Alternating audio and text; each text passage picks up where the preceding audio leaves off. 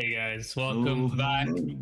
Waiting, starting soon, starting now. We're here. Welcome, Benelux Pro League. It is week 2, the week before the playoffs. I'm excited. I'm looking forward to today's match. Just got 3 matches lined up, and I'm not here by myself. I'm here with Evo, Ben. Ben guy, how are you feeling? How are you doing? What's up? I'm doing great actually. I'm really excited to see the matches today. As you said, we have 3 lined up, and these 3 are gonna decide who we're gonna see in the playoffs. So I'm as hyped as I could be. We have some interesting players today. Yep. We're gonna get to that in a bit, but yeah, I don't know. I haven't had the chance to go to a LAN ever since XBevo. There have been a few. Yeah. A Like there couple of, was I a mean, French Birmingham just one. a French Birmingham one, just. yeah. I mean, yeah, there have been a few, but I'm really looking forward to going back to a LAN. But this time, instead of doing something for like the technical stuff, now just casting. Just So casting. There's secretly a lot of tech. No, there's not. It'll be fine. nah, Got some great production on our side, so that should for be sure. a-okay. But yeah, no, I mean, I'm looking forward to it as well, and that's what we're deciding today, to see which 8 players will be able to make their way towards the playoffs happening next week, not just for Division 1, but also Division 2. Speaking of, those 8 players, I mean, at the moment, the standings, They're there interesting. are a lot of 4th places, I'll tell you that much. For now, Alex, Cooper, and Snuppy, those are the 3 that were at the top. Unfortunately, mentioning the latter player, Snuppy, has forfeited his matches. Unfortunately, I believe migraine attacks is the cause at the moment. So hopefully they'll be able to get well soon. But we will unfortunately be missing out on Snuppy for today and also for the playoffs. So because of that, we will have to see who will be able to replace that void that he will leave. And I mean, those 4th places, there are a lot of players in there that are ready and willing to take that spot, and 2 of those are in our first match for today. Yeah, it's gonna be really cool to say the first match we are gonna be taking a look at is Pupur, Jan, Tarpor, and Astronaut. And Astronaut and Jan are both on those 6 points. You have Pupur, who had an amazing or 2 amazing matches last week, ended up getting himself those 8 points, the max he could have gotten last week. So he's feeling really good. We also just saw that Pupur got a second world record or second place on one of the maps, and for the next match he has instantly picked it to be played as the first map. So we are going to be seeing his map pick twice, and if he plays a good match, he could even maybe already close it out or eliminate someone on the first match, I should say, or first map, I should say, on the second rotation. But we're gonna have to wait and see. We have Jan in the match, and we haven't seen Jan before, or we haven't seen him play a match on stream. Did we see him in seeding, or did he play on server 2? I think we saw him in seeding, right? We have, yeah, I believe we have seen just to double check real quick if I can check the server. No, I'm unable to see that, but It's fine. I actually don't remember, but maybe it doesn't really matter. We're gonna see him in match now, and that's obviously a different way of going at the rounds. And I mean, talking about someone who has a lot of experience in match, it's gonna be Jan. Like he's played in so many different tournaments, solo, duo. He knows what to do on what map, and how to get as many points or make sure you don't lose as many points in this format. And then we have Tarpor. Tarpor didn't look that great last week, and I don't think he is really practicing as hard as the other players, which that means that he would get a tougher match. But I mean, looking at the lineup, it would have been a tough match either way, I think. And then Astronaut, who had a great performance last week, actually beating out Snuppy. in his second match, getting himself those 4 points after only getting third in his first match. So Astronaut, if he's pracked this week as well, I think he's going to be as ready as he can be to fight for that top 2 and maybe even get first, but it's going to be tough for him. Yeah, it's a day of deciders, honestly. Yeah. I would not be surprised with the way the matches that are set up. While we can't look into the future, the odds are large that our last match that we'll be featuring today will be one of the deciders to see who makes it and who doesn't make it in. Now, when it comes to the matches in and of themselves, only one of the matches has been rescheduled, which to double check is the Paardenvechter Tommy Javas Jafso match that normally would happen at this hour. That's been moved to 5 p.m. Central European Summertime. We won't be catching that on stream, as I see my camera has failed, has destroyed itself, has imploded. But I'm sure you can still hear me as we see the maps and resolve that issue. And speaking of maps, while it may be a decider day, we also have a map that is leaving the rotation for the time being, and a new map joining in with Contraband taking a bit of a backseat for this week, and Info Hazard taking its spot. So, it's good to see that, a little bit of rotation when we hit playoffs. All 5 maps will be in, but for the time being, we'll be having those 4. And just taking a quick look at the times as well. Keel Hall, it's not be at the top, unfortunately not playing. So look at the bottom ones. Timmy's having that record on Cardination. I believe that hasn't changed too much. 4 days ago, last set. Alex, who's been cooking on Corvid, but more specifically Poepor, who has picked into Corvid as well for this upcoming match 2 hours ago, getting second place. And then finally, Info Hazard, the new track for today. You see Paardenvechter, Poepor, Alex looking like they are ready to take it. 59, low 59s is what we're looking at once we hit that track for those who are maybe a bit unfamiliar with that one. I can imagine for a lot of people haven't seen it. So I hope you will enjoy it once we get to that point. When it comes to the match itself that we have upcoming, who do you think is in the best position to get a first place? Let's keep it to just a first place prediction. I think looking at previous performances, it's going to be Poepor. He seems to be really locked in with practicing for this tournament. I don't know how much the sudden Red Bull announcement has changed his practice time, but I think he's going to stay focused to get a good performance going here. So it's going to be Poepor for me. How about you? It's hard to not agree with that. Though I would probably put my eggs behind Jan. I mean, it is Easter after all. Totally forgot to wish everyone a happy Easter, but I would put my eggs behind Jan on this. We haven't seen him come by. I think Poepor is the obvious one. Jan is the one I would be rooting for in this one. Do believe that he stands a good chance in here. Though we have seen the power of Astronaut just striking against the odds. I mean, Snappy was looking like the favorite in that match, but he was able to pull it out due to some great tenacity and just all the way to the wire at that one as well, right? Not a single point remaining.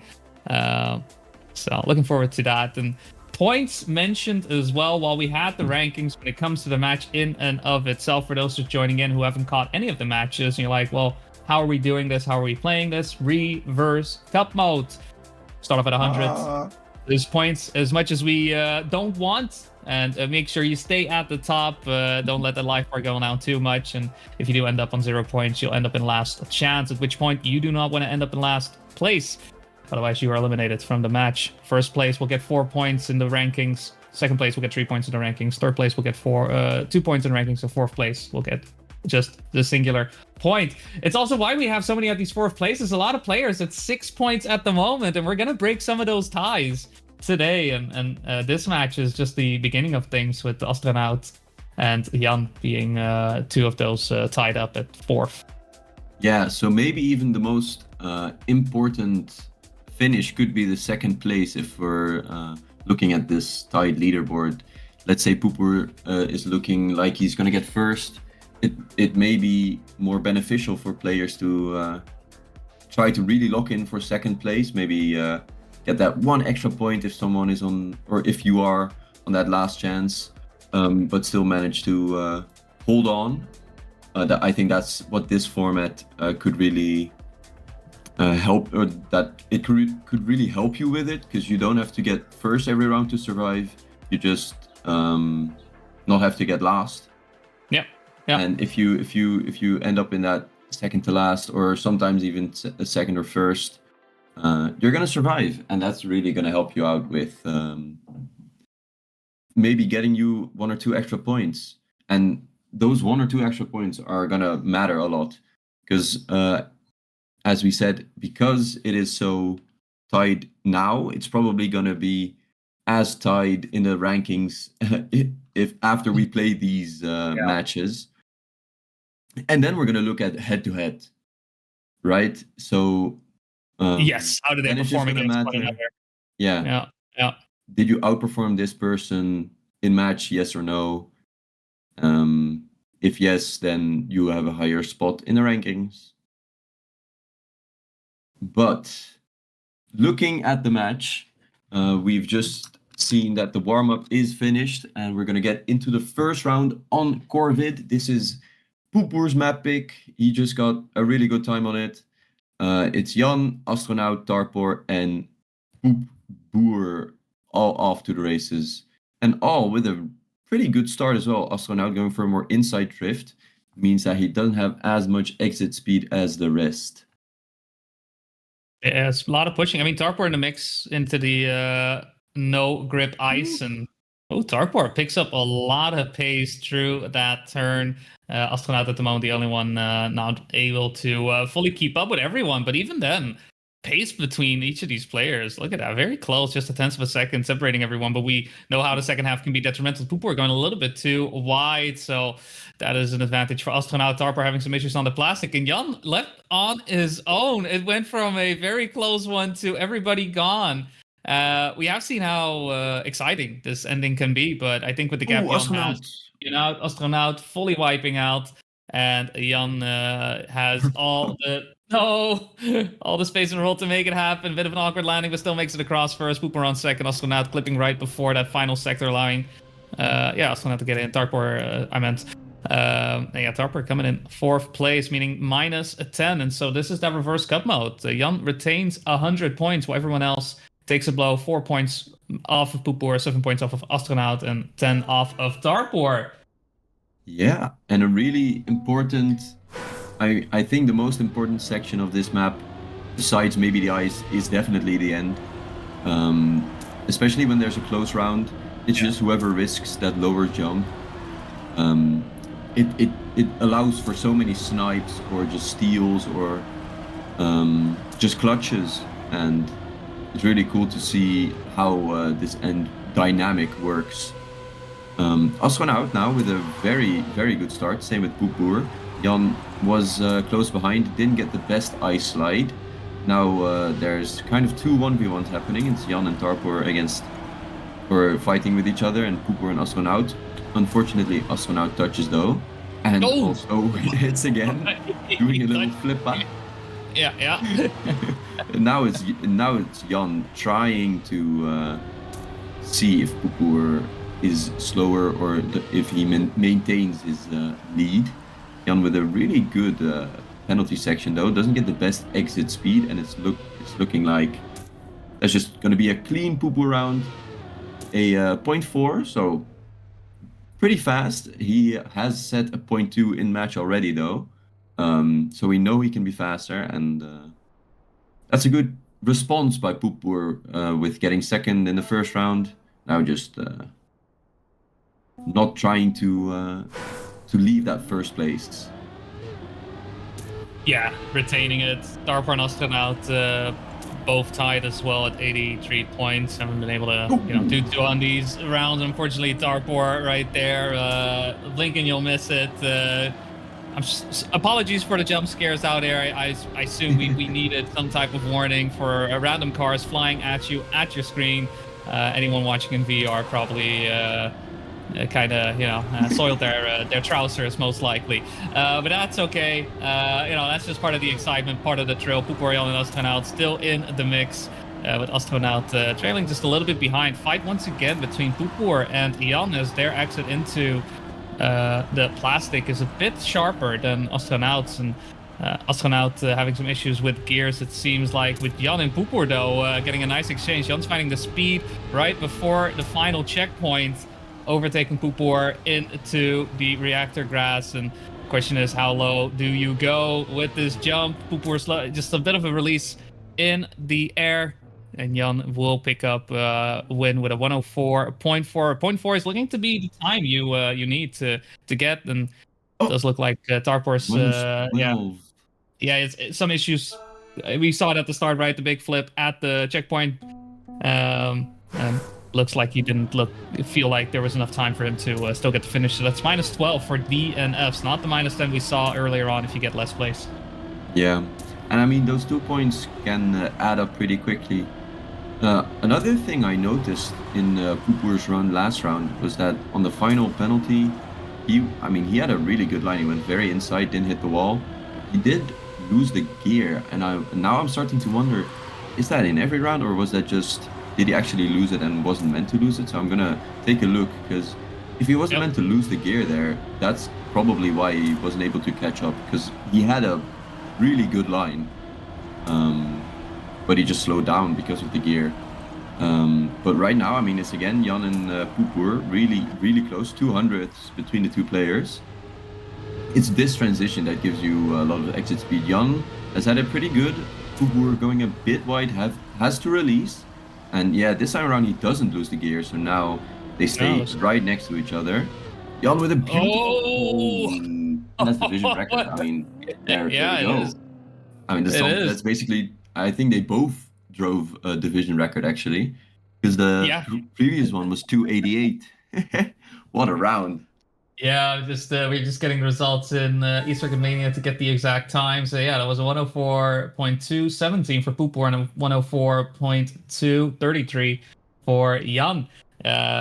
Both players just smashing the record right there. But it just goes to show how much players are able to push each other towards the end. So a first place twice for both Jan and Poepoer, and a second place as well, putting them both on 92 points. Tarper and Astronaut kind of being bullied out of the map number 1 with 66 points to Astronaut, 64 points to Tarper, and that as well. Third and fourth places exchanged, though in the case of Tarper, that one DNF, making the 2-point difference. We come back to Keel Hall, the only map that we have seen on stream every single week with a pick rate of 100%. Can you believe it? It's truly impressive how consistent this map keeps coming back, and we'll be seeing this one in playoffs as well. Do please ignore the fact that we play all 4 maps anyways. But it's a dangerous situation right now for Astronaut and Tarpor, and while Tarpor is lower in the rankings, and with a crash like that will be in 4th place. Jan on the other, Astronaut on the other hand, he's tied with Jan in the rankings, and Jan is looking to break that. Yeah, he's looking really, really strong. Keeping up with Poepoer, even being ahead right now as well, on the same amount of points. And, I mean, looking at this map, I think this is also Jan's pick, if I remember correctly. But he has a division record here with a 0.85, only 0.08 behind world record. So that's really, really fast to drive in match, probably. I think he drove it, maybe in warm-up, I don't know. And I mean, he's 0.1 ahead of Poepoer right now as well, getting a really good end turn and starting it out at 0.13. Yeah. Poepoer getting really close, had a different approach to the wood, and I think he had to release less. But it was Jan had a good enough end turn to keep the lead. Now getting himself into first place without Poepoer being on the same points as him. Tarpor, Astronaut both drop into the 50s, with Astronaut having a 5-point lead just in front of Tarpor. And this time around, everyone makes a start. Tarpor even in first. where this drift is really important. It looks like Cooper just got it a little bit better though. Yeah, finding some space throughout. I mean, a lot closer than we saw in the previous one, right? So this is obviously nice to see, nice to have. But yeah, either Astronaut or Tarpor, they need to break through. That's what it comes down to. Oh no, Tarpor, unfortunately, a little bit of airtime there on the no break sector. And Astronaut, he is still pretty close. Somehow you need to break the spell. You know what? Break the spell. That also works if Jan crashes. That should be okay, but no, Astronaut unable to control the watery wheels. Tarpor into the mix, picks up second place just like that. A bit of a messy ending right there from our players. The only one able to cleanly drive was Pupur. So yeah, that crash from Jan really came at the worst possible time there. Astronaut also yelling at his car a little bit. yeah. Bit of a muck. It happens. Car. Oh man, don't even get me started on Formula 1. Also having a tough start. Astronaut hitting the inside hole on the engine off section. Gonna have to play this one from the back, but you know he isn't too far behind with a good lap and a few mistakes from the other players. He doesn't necessarily have to get fourth place here. Tarpor fighting with Jan. He had a wonky section but managed to survive, going for a different approach on the grass here, going more inside. Keeps him at around the same pace. This time around not failing the no break sections either. Which, I mean, it's a tough section for sure. Didn't get the snap as well as he would have liked, but there, everyone's still in the mix. It's Pupur with a 0.3 lead, though. He's looking really strong on this. Yeah, here's what he'll drive here. Tarpor almost sniping as well. Oy, and we see a sub. Jan gets by. That was very close. And a really solid time by Pupur. So, I mean, Jan drove a 0.1 and getting second. Pupur. Yeah. Even having a few spots to improve on. So maybe we're going to go for the division record this round.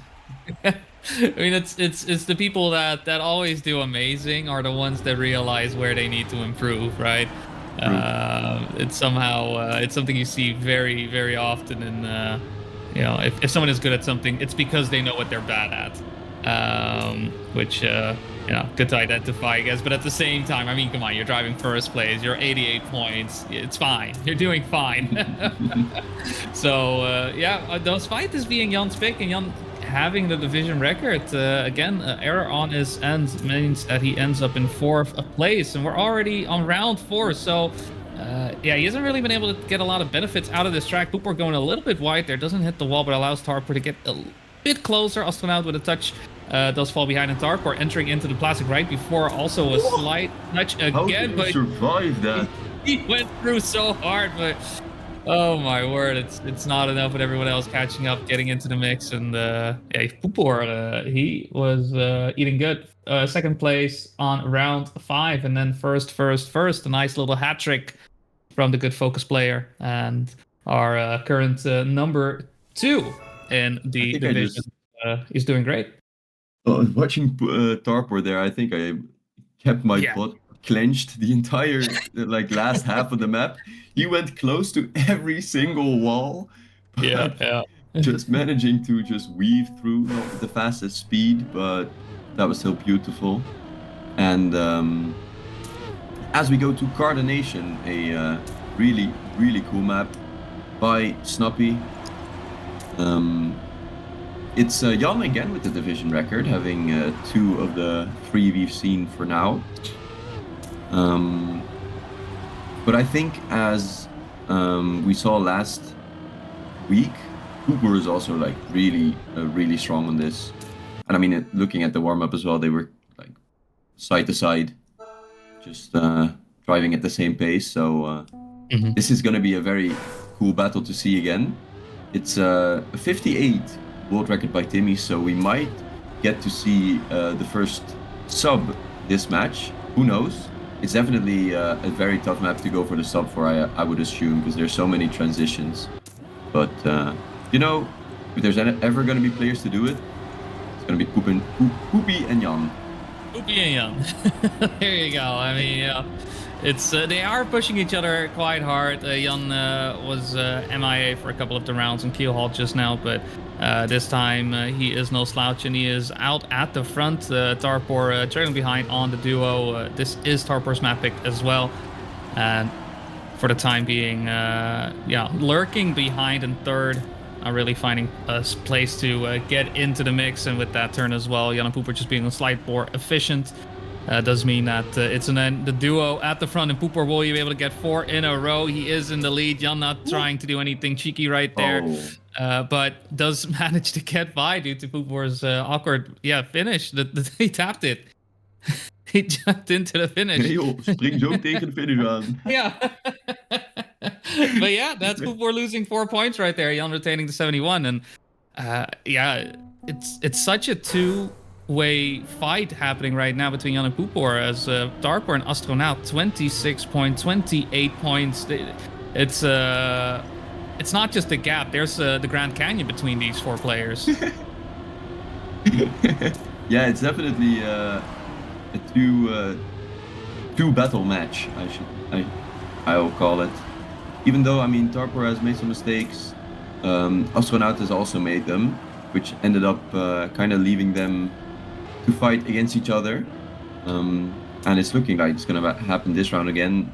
Tarpor making a mistake, having to respawn, so it's Astronaut just moving into that third position, even though he already made a mistake before. So it's just, again, Poop and Jan in the lead, trying to fight for that 0-point loss. Jan going for the more inside approach in this last turn, and it looks like it's going to be enough. With almost a sub, I mean, that is a division record. That is. Nice little improvement on that. I mean, that's so fast. On a map as tight as this, with so many, like, small transitions, where you either get a little bit of airtime and just lose 0.5, or get it really good, even maybe like slide a bit, because some of the transitions are like plastic and you can SD on them as well. Like here, you can, of course, the entry, and then in the middle section as well, there's again a plastic block where you just, right here, whee! There's two lines on that, and in the end there's also 2 lines on a similar block like that. Where, I mean, those tiny differences, they don't feel as big, but getting to that 58 lap time is really tough. It's right on here. Pooper goes for a more left approach on the dirt, getting him 0 airtime, and Jan goes for a more right side approach, just kind of tanking the jump, it seems like. Yeah. And I mean, that's where these like differences in time come from. Ooh, Astronaut unfortunately hitting the wall there. Now it's Jan trying to catch up to Pooper. He's making good progress, but I think Pooper's lead is just enough. Yeah, 0.6. I mean, he came very close. Jan with also a more inside jump, almost able to snipe, but Pooper staying in front. And now it's Jan on in the 60s. It's a 13-point difference now. So Pooper with a small lead, and it's Tarpor down to single digits. Yeah, it's looking quite dangerous for Tarpor. Look, last chance. With the way things have been unfolding and going on in Pooper, they've been looking very consistent. Pooper probably the most consistent out of the 4 players in the lobby, and it really feels as though that he doesn't lose more than 4 points at a time, and the pace he's setting up right now, along with that consistency, is so hard to be dealing with. Jan falling by the wayside there as we go halfway through Cardination. Astronaut the only one really pushing Pooper throughout these turns, and even then, Pooper does have that lead relatively secure. He seems to be in a flow state of sorts. I really haven't seen him make a big mistake anywhere, right? It's maybe some inefficiencies here and there, other than that finish that we saw on round 1 on the track. He's been doing great, and the 0.1 as well to finish off Cardination. It's extremely hard to beat him there, and if not for Jan having a couple of errors where he did end up in fourth place, he would be a lot closer. But now you have to reel in 23 points to get to him. It's just ridiculous. Yeah, the gap's just getting bigger and bigger, and we now move to the newest or to a map we haven't seen, the map added to this map pack of the week. It's Info Hazard by Dazzle Alec, the GOAT. And I mean, this is a very flowy map. I think is the way to describe it best. You have this wet plastic section that goes into another like slalom type dirt section with a very extended outside turn. And the whole time you're just kind of surfing through the turns, it feels like. It's really cool. Surfing, is I think a very good way to describe this track. A lot of it also just just keeping contact with the road and all of this. It's very important. A lot of these like little height differences throughout the track, but it's a tough situation for Darpor, who currently is in fourth place, and oh no, the transition is completely dej. I think that is all she wrote for Darpor, as he's now 2 checkpoints behind, and there comes the DNF. Yeah, no, not 07 left the game as well. Yeah, unfortunate to go out with the crash, but with that with the reverse, you kind of get that more often, where a crash kind of decides your fate. And that just, I mean, that's a part of it that's a strain on your mental, I would say. Oh yeah, for sure. So, but even points wise, it looks a little bit odd. I know, but don't worry. This is it's still working as it should. It was just because of just the infographic. No, actually, points lost was the regular amount, and now first place will also lose points as we go through. But yeah, we're left with 3 players and Aston out with a very early error. Normally would put last place in -10, but now it's -9 with the 3 players that we have standing. Now Pupu are now in a little bit of hurt after he looked very cracked and clean on the previous tracks. This track is throwing him for a loop, and the gap is massive between everyone. I mean, Jan is ahead by 2 seconds, 2.2. He can full bit save. Of a odd one, this one. Maybe Fupor has a bit of space to get back to Aston out. No, touches the outside, never mind. But yeah, like this is one of those situations of like, who do you watch where? What is the finish timeout? 15 seconds. So Still 20 even. Sorry, 20. Oh, 20, yeah, true. Okay. Everyone's gonna finish, no DNFs. Almost a sub though, a 0.0 by Young, just on a round where you didn't even have to push, driving the fastest round yet. I think the previous division record was a 0.4, so just shaving off 0.4 off the division record. Yeah, I just pushed into the world record. What's the problem? Guys. I mean, I was already, I did shortly mention it. Low 59s on this track is very good, and he drove between 700ths of a second of Yassi's world record. There's still a lot to be gained here. It's clear that players haven't played this track too much, as this was only necessary to be played for this part. Yeah, he goes through the middle. He just stays on like a straight line while going left and right. It's so beautiful, and I mean it gains him a lot of time. I saw it in the first round as well, and I wanted to see if that's just a line that he goes for, and it does look like he has a slightly different line than Pupur, who doesn't just stick to that just one straight line down the middle. He swerves a bit more. And this kind of gives Jan the advantage on this map, and he's utilizing it 2 rounds in a row where he gets first place now, or was it 3? No, I think Astro won. Yeah, Astro won the first one. Yeah. Astro now though on last chance. He needs a lot of rounds to get someone else into that last chance. But who knows? He just has. Oh, Oh well, who knows? hey, someone can still crash. It's a tough map. Hooper, Yep. very wonky, does survive the start, however. And I'm just gonna look at Jan again with this reactor line. So Yeah, beautiful. He also goes like he gets grip on the dirt earlier because of the line. Okay, now he does hit the wall, but it's beautiful. It's beautiful. it's that is key to that sector, right? Just it looks very narrow, and the wider you enter into the plastic, the sloppier the line is. If the entry is good, you can pretty much keep the car at the same level and just make the car go a little bit left, make it go a little bit right, and really you're just avoiding what is in front of you, but you're pretty much going in a straight line. As this performance from Pooper and Jan will knock out Astronaut, who already had the early error, unable to catch up. And with that, 2 players down and out. We are left with 2. So we finish up Info Hazard. And Pooper still in the lead with 55 points, Jan on 43. And going back to map number 1, which was Corvid.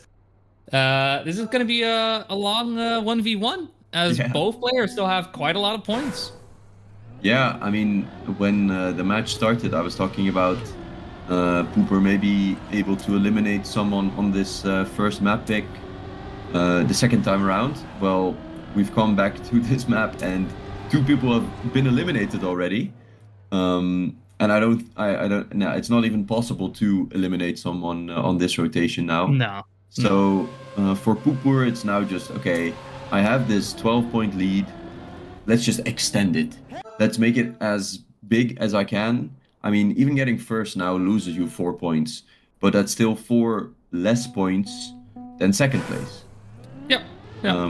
So any round win that Pooper now gets, it's just gonna make the comeback for Jan that much harder. But I mean, Jan, when he survives this map, it's onto his map pick where, I mean, I gotta be honest, he didn't look that strong the first rotation, but who knows? I'd say Corvid was probably the map where he looked stronger, even though this is Pooper's pick, specifically the ending. Looking very fast there. And he is behind at the moment, about a 10th of a second. See how wide he decides to go on the dirt. Not too wide, similar to what Pooper is doing there, so... keeping the status quo for now, as Pooper dropped a little bit lower on the plastic, not really being paid off that much, but this is the part where Jan has been able to build and push for a lot of speed. We'll see though, Jan decides to go a little bit further on the inside versus Pooper going up to the jump. We have seen these snipes happen. How far does Pooper go? He keeps the lead. Both players relatively similar height, and Jan actually even a bit of a clip, nullifying the possibility of the snipe. And yeah, it's a 4-point gap that will go most likely back and forth, but at most you're going to lose 32 points if you do end up in second place every single round. But yeah, 51, 35, gap of 14, saying that's it, no, 16, 14, 16, 16, 16, that is 16. Math on stream, never once, but I keep doing it anyways. It's so easy to just think, oh yeah, it's probably somewhere around that, and then while trying to not shut up and keep talking, you're trying to do math. It always goes wrong. This time around though, Jan was ahead, having a bit of an unfortunate line on the dirt. Now falling behind just a tiny bit. It's still very close though. Jan going for a more.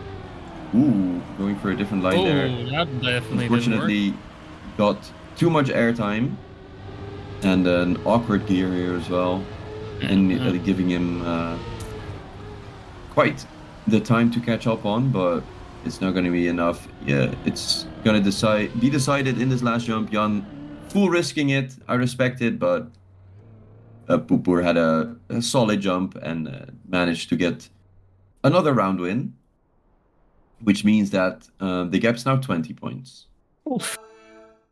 And I mean, 20 points, when it's a 4-point difference, each round. That's a map and a round. Yeah, yeah. I mean, the only map where Pupur looked somewhat vulnerable has been Info Hazard, right? Every other map he has been playing, driving first place or second place. And if you're wondering, like, man, Bodhi, where are you getting all this info from? Circuit Mania. We got all the info coming in alive at you, and it just gives us a good indication of what's happening, what's going on. For now, yeah, it's because of the maps that are coming up.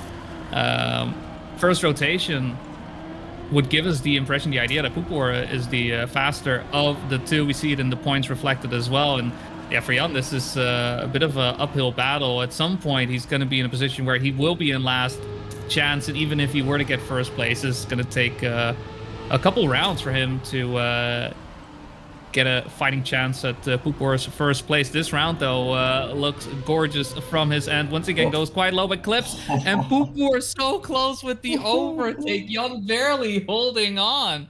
That was scary. I mean, and the pace as well, too. What was that? 26? Yeah, 26. If Jan didn't touch, he definitely would have gotten a 0.1, which would have been division record. Yeah. Just barely not. However, I mean, it doesn't give him an extra point or something. It just gives him bragging rights, which are also good. Cooper now crashing. Was that his horn? Yeah, that was his horn, yeah. I heard something very faint, just like fading out. I'm glad it's not blasting our ears out. I'm happy with that. It's now Jan's round. And I wanted to say before, like the previous round where it was free reign for Jan, he drove a really fast time. This time though, he got a bit of an awkward ice slide.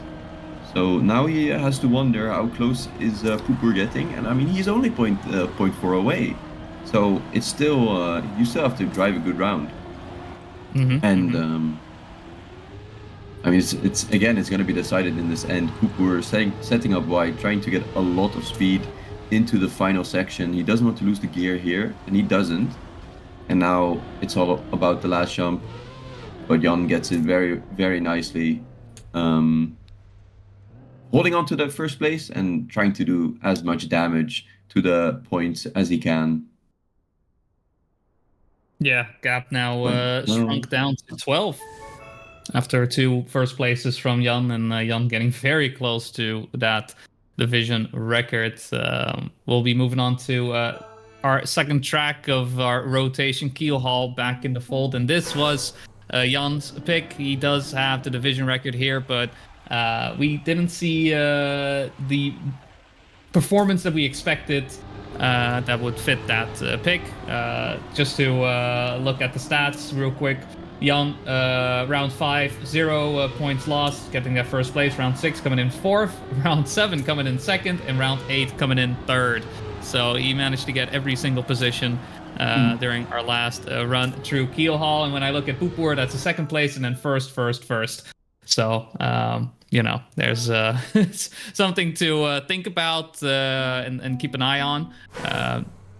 What that mainly tells us is that Poopoor is, you know, has that consistency, but Jan has the opportunity, the possibility to overtake. It really does come down to how much of that consistency is going to be able to shine through on the side of Jan as we start off on our second time back here on Keel Hall, round number 1, and Jan has a 12-point deficit to make up. 3 first places is what he's looking for, and even then, we're very close to last chance mode. And for the time being, though, Poopoor is taking the lead here through our first half here, and Jan just right behind him.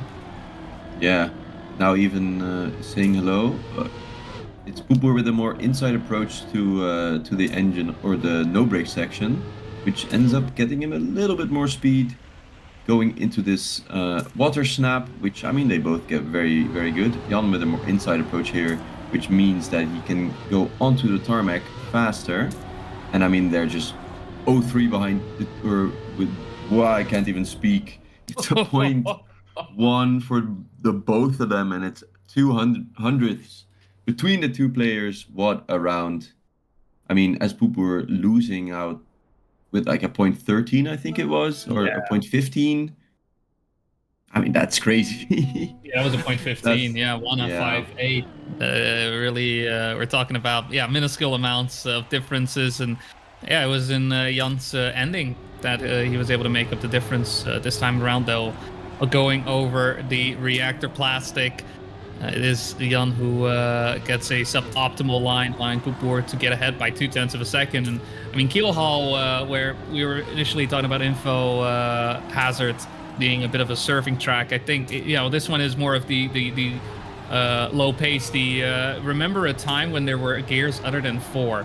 That is what this track is we are moving through gears 2, 3, and 4 throughout a lot of these sectors, and at the same time, though, Poepoer doing what he needs to do to just retain that lead. It's why that 0.2 gap hasn't really moved a lot, and this is the only place where speed really starts to pick up as Poepoer builds a bigger and bigger lead onto the wood, doesn't crash at all. It's going to be a low time. It's a 101.9 from Poepoer, getting the first place in, breaking the streak that Jan was building up, and ensuring that the gap remains in his favor. 7 points left to Jan's name. Poepoer with 19, and yeah, Poepoer is very close to sending Jan to last chance.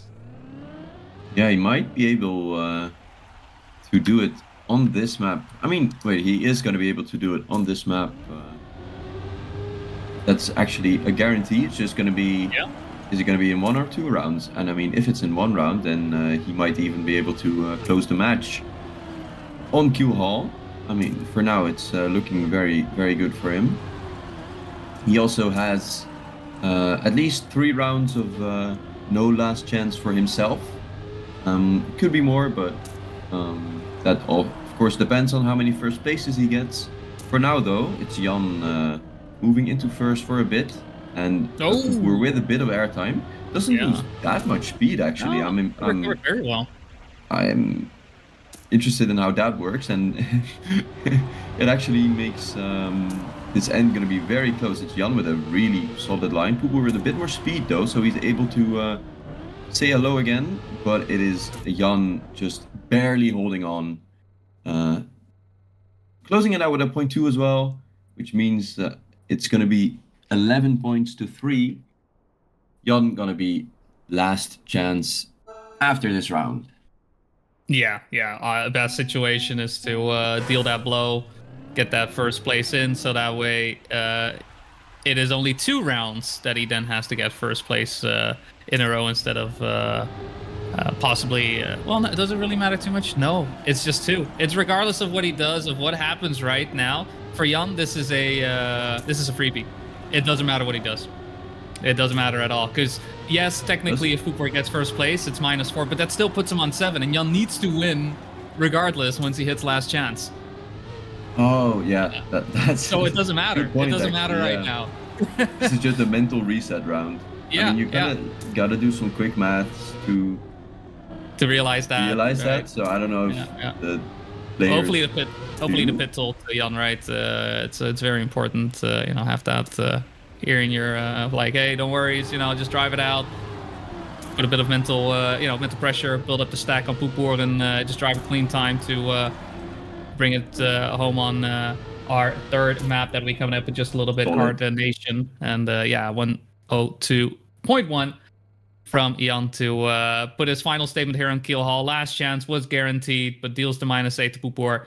Regardless, he needs 2 wins in a row if he wants to get the full 4 points for his troubles. And Poepoer, who initially was looking very far out. I mean, at some point, the gap was 23 points. Jan has done a phenomenal job of reeling him back in. Yeah, and now it's like anyone's game.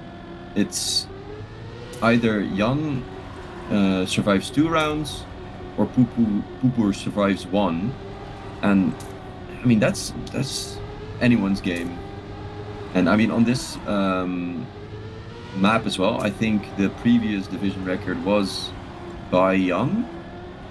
It looks like Alex drove a sub in his match, though. We finally got the sub 59. So really well done by him.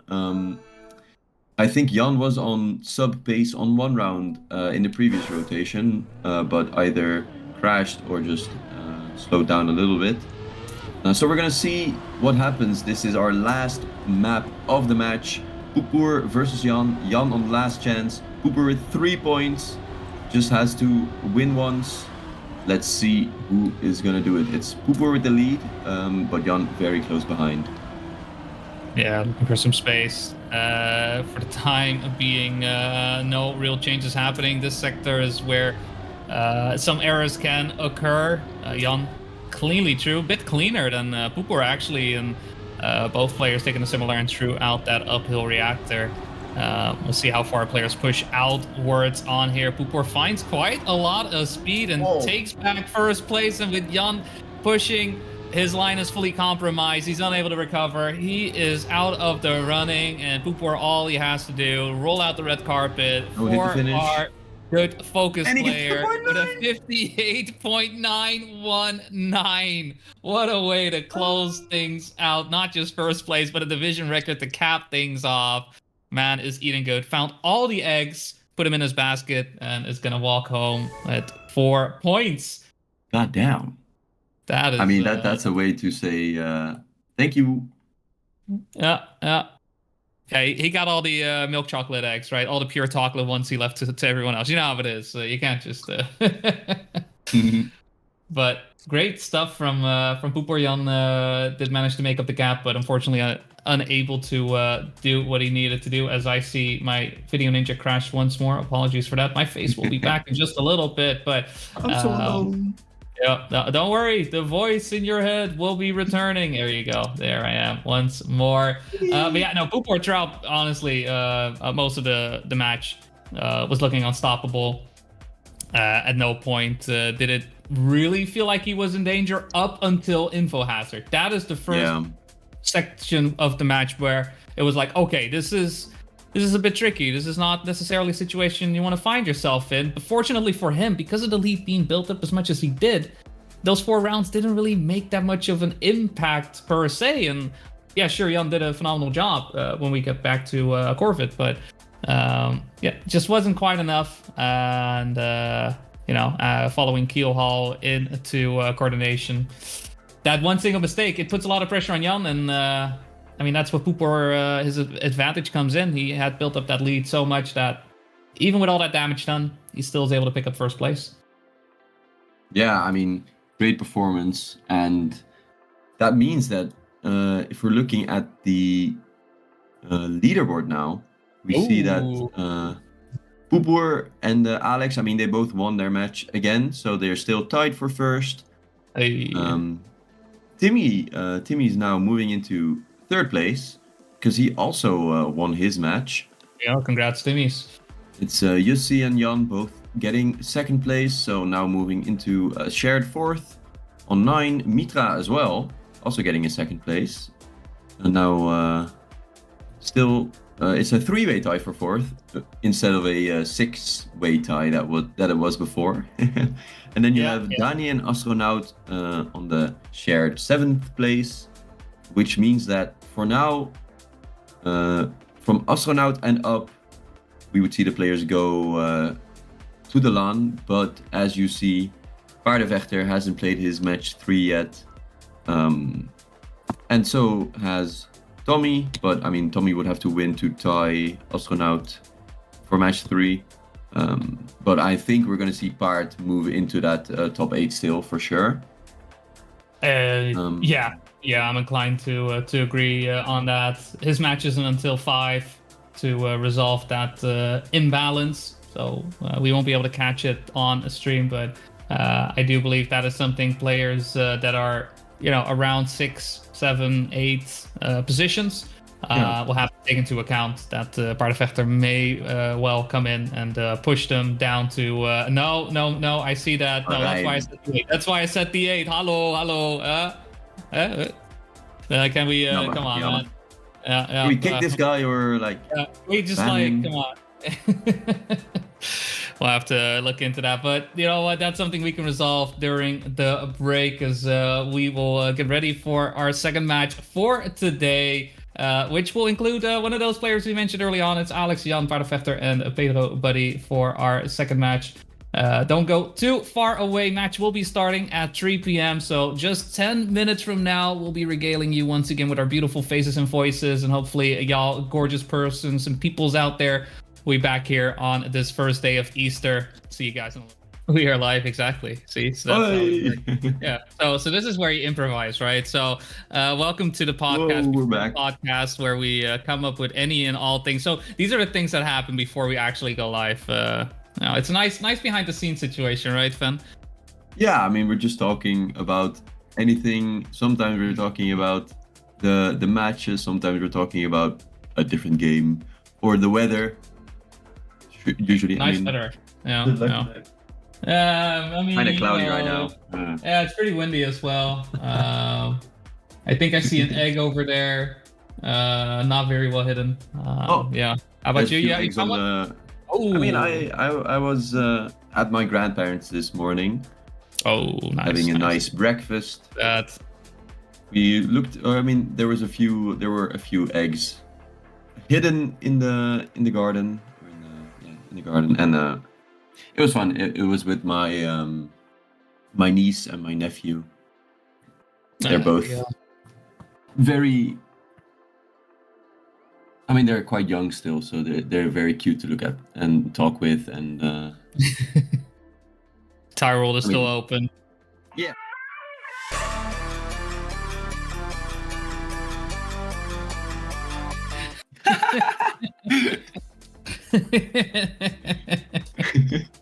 Yeah, production, thank you. You're fired.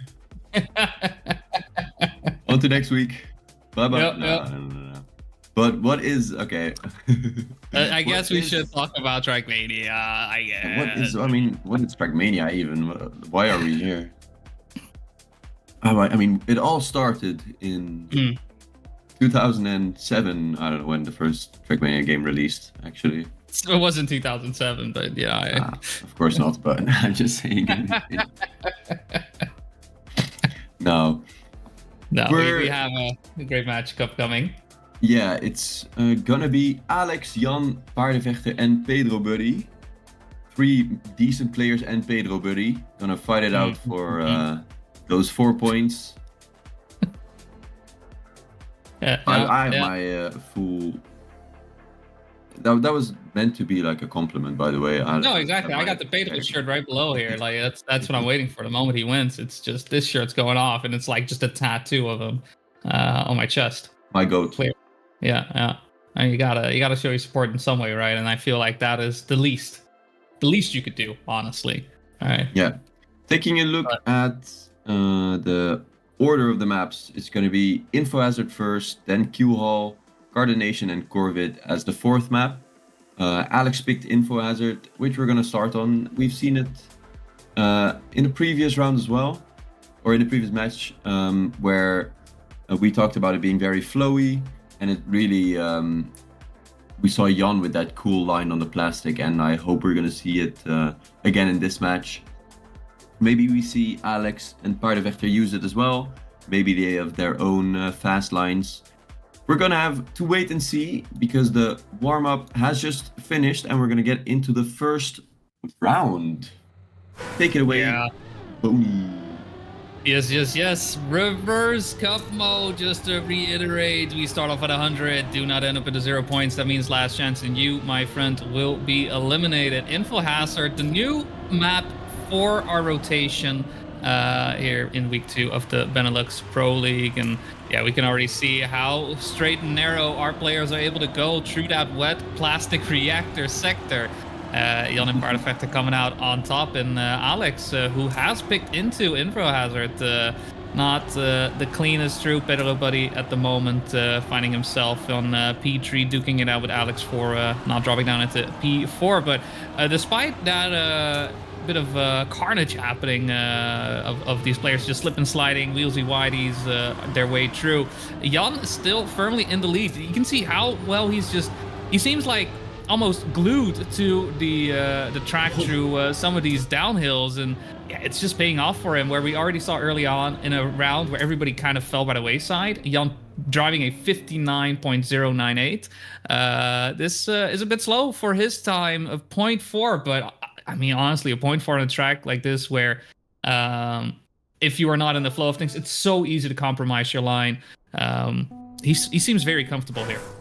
Yeah, because it's such a flowy map, I think you end up snowballing quite a bit, where a very common place to mess up or to over push is that very long extended dirt outside, where it feels like you can push it a lot because it's not the hardest outside. It's just quite a long one, and then you end up risking too much, hitting the wall, and then I mean it's kind of just right.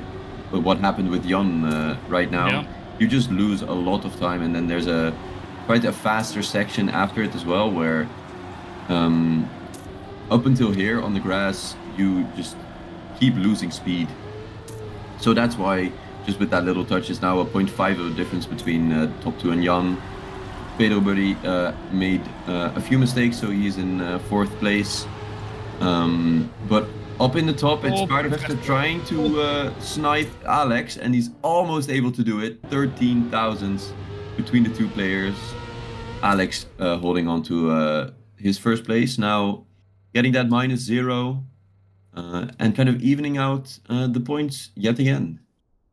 Yeah, Paardenvechter having just a bit of trouble with the speed that he had going into the no brake sector at the end to fully control the car versus what Alex was doing. And I think if he was able to do that, that would have been a difference maker between 2nd place and 1st place that he ended up on. But even then, it's still great to be able to drive a 0.4. So far, 0.4 is the fastest time that we have seen on the track between these players. And as we enter to the wet plastic reactor sector once more, it's all about that entry and how narrow you can be, how much on the middle of the plastic you can get to get through. Once again, Jan hits his back wheel on that long uphill dirt sector and will lose out on quite some speed, 0.4 of a second behind. And it's a 3-way fight between Alex, Paardenvechter, and Pedro, who are looking for a bit of space between each and every one of these. But the way they're sliding through, Pedro with a bit of an awkward line through the plastic will allow Jan to get in, but Paardenvechter and Alex at the front this time around. Paardenvechter not in a position to really overtake. Unfortunately for him, that speed loss didn't lead to him being overtaken by Jan or Pedro, who were definitely eking and trying to get closer and closer too. But with that, 2nd win for Alex, his map selection so far is looking good. Only lost 7 points thus far. Yeah, that's always very good to know that your map pick is actually a good one for you, because it can change match to match. Sometimes you just have a few rounds that don't go your way, and then I mean your map pick is already over, and then you're gonna go to someone else's pick.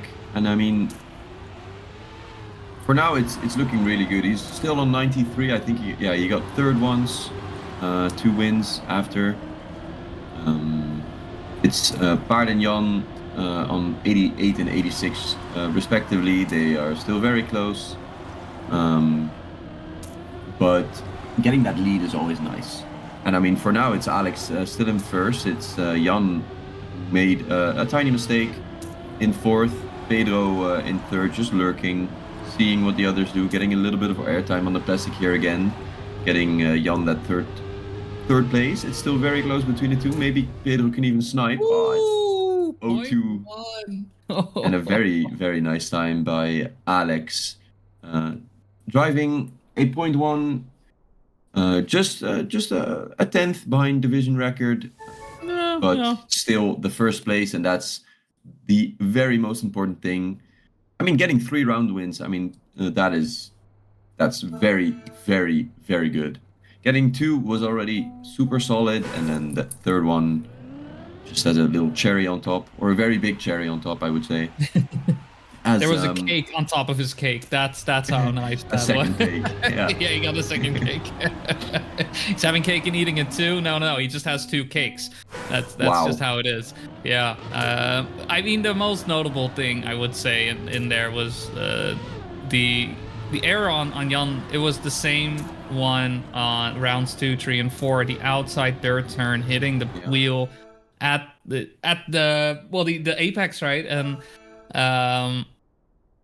every single time his speed was looking great, his plastic was looking great, but due to that, just unable to really get a lot more than he would have needed, and because of that, getting third places 3 times in a row, it feels like there was so much more to be gained there, and I think that also plays a factor in the lead that Alex has built up. I wouldn't be surprised if not for those errors, Jan would have been in a much better position and maybe give Alex a bit more of a run for his money. But that is then and there. At the same time, Alex is still doing a great job, not to dismiss what he's doing, but definitely a lot of potential still left on the table by other players. As Keelhaul, our second track, once again makes our way to your screen, Pedro, with a bit of a little jump on the no brake sector, losing a bit of speed. And this is our map pick in this case from Jan, and Jan we can see at the front driving ahead by 0.3 of a second. Massive gap has been built up. We'll see if it's a 0.1 on the board.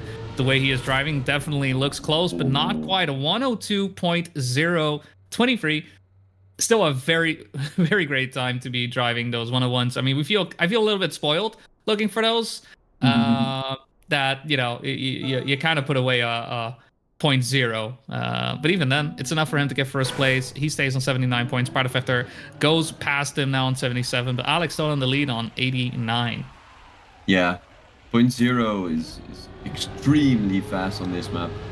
When you're looking at a map that's over a minute, being anywhere near the world record on this is really, really difficult.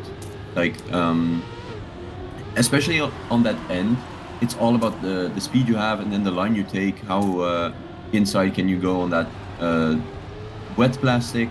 How much speed can you go take into the wood?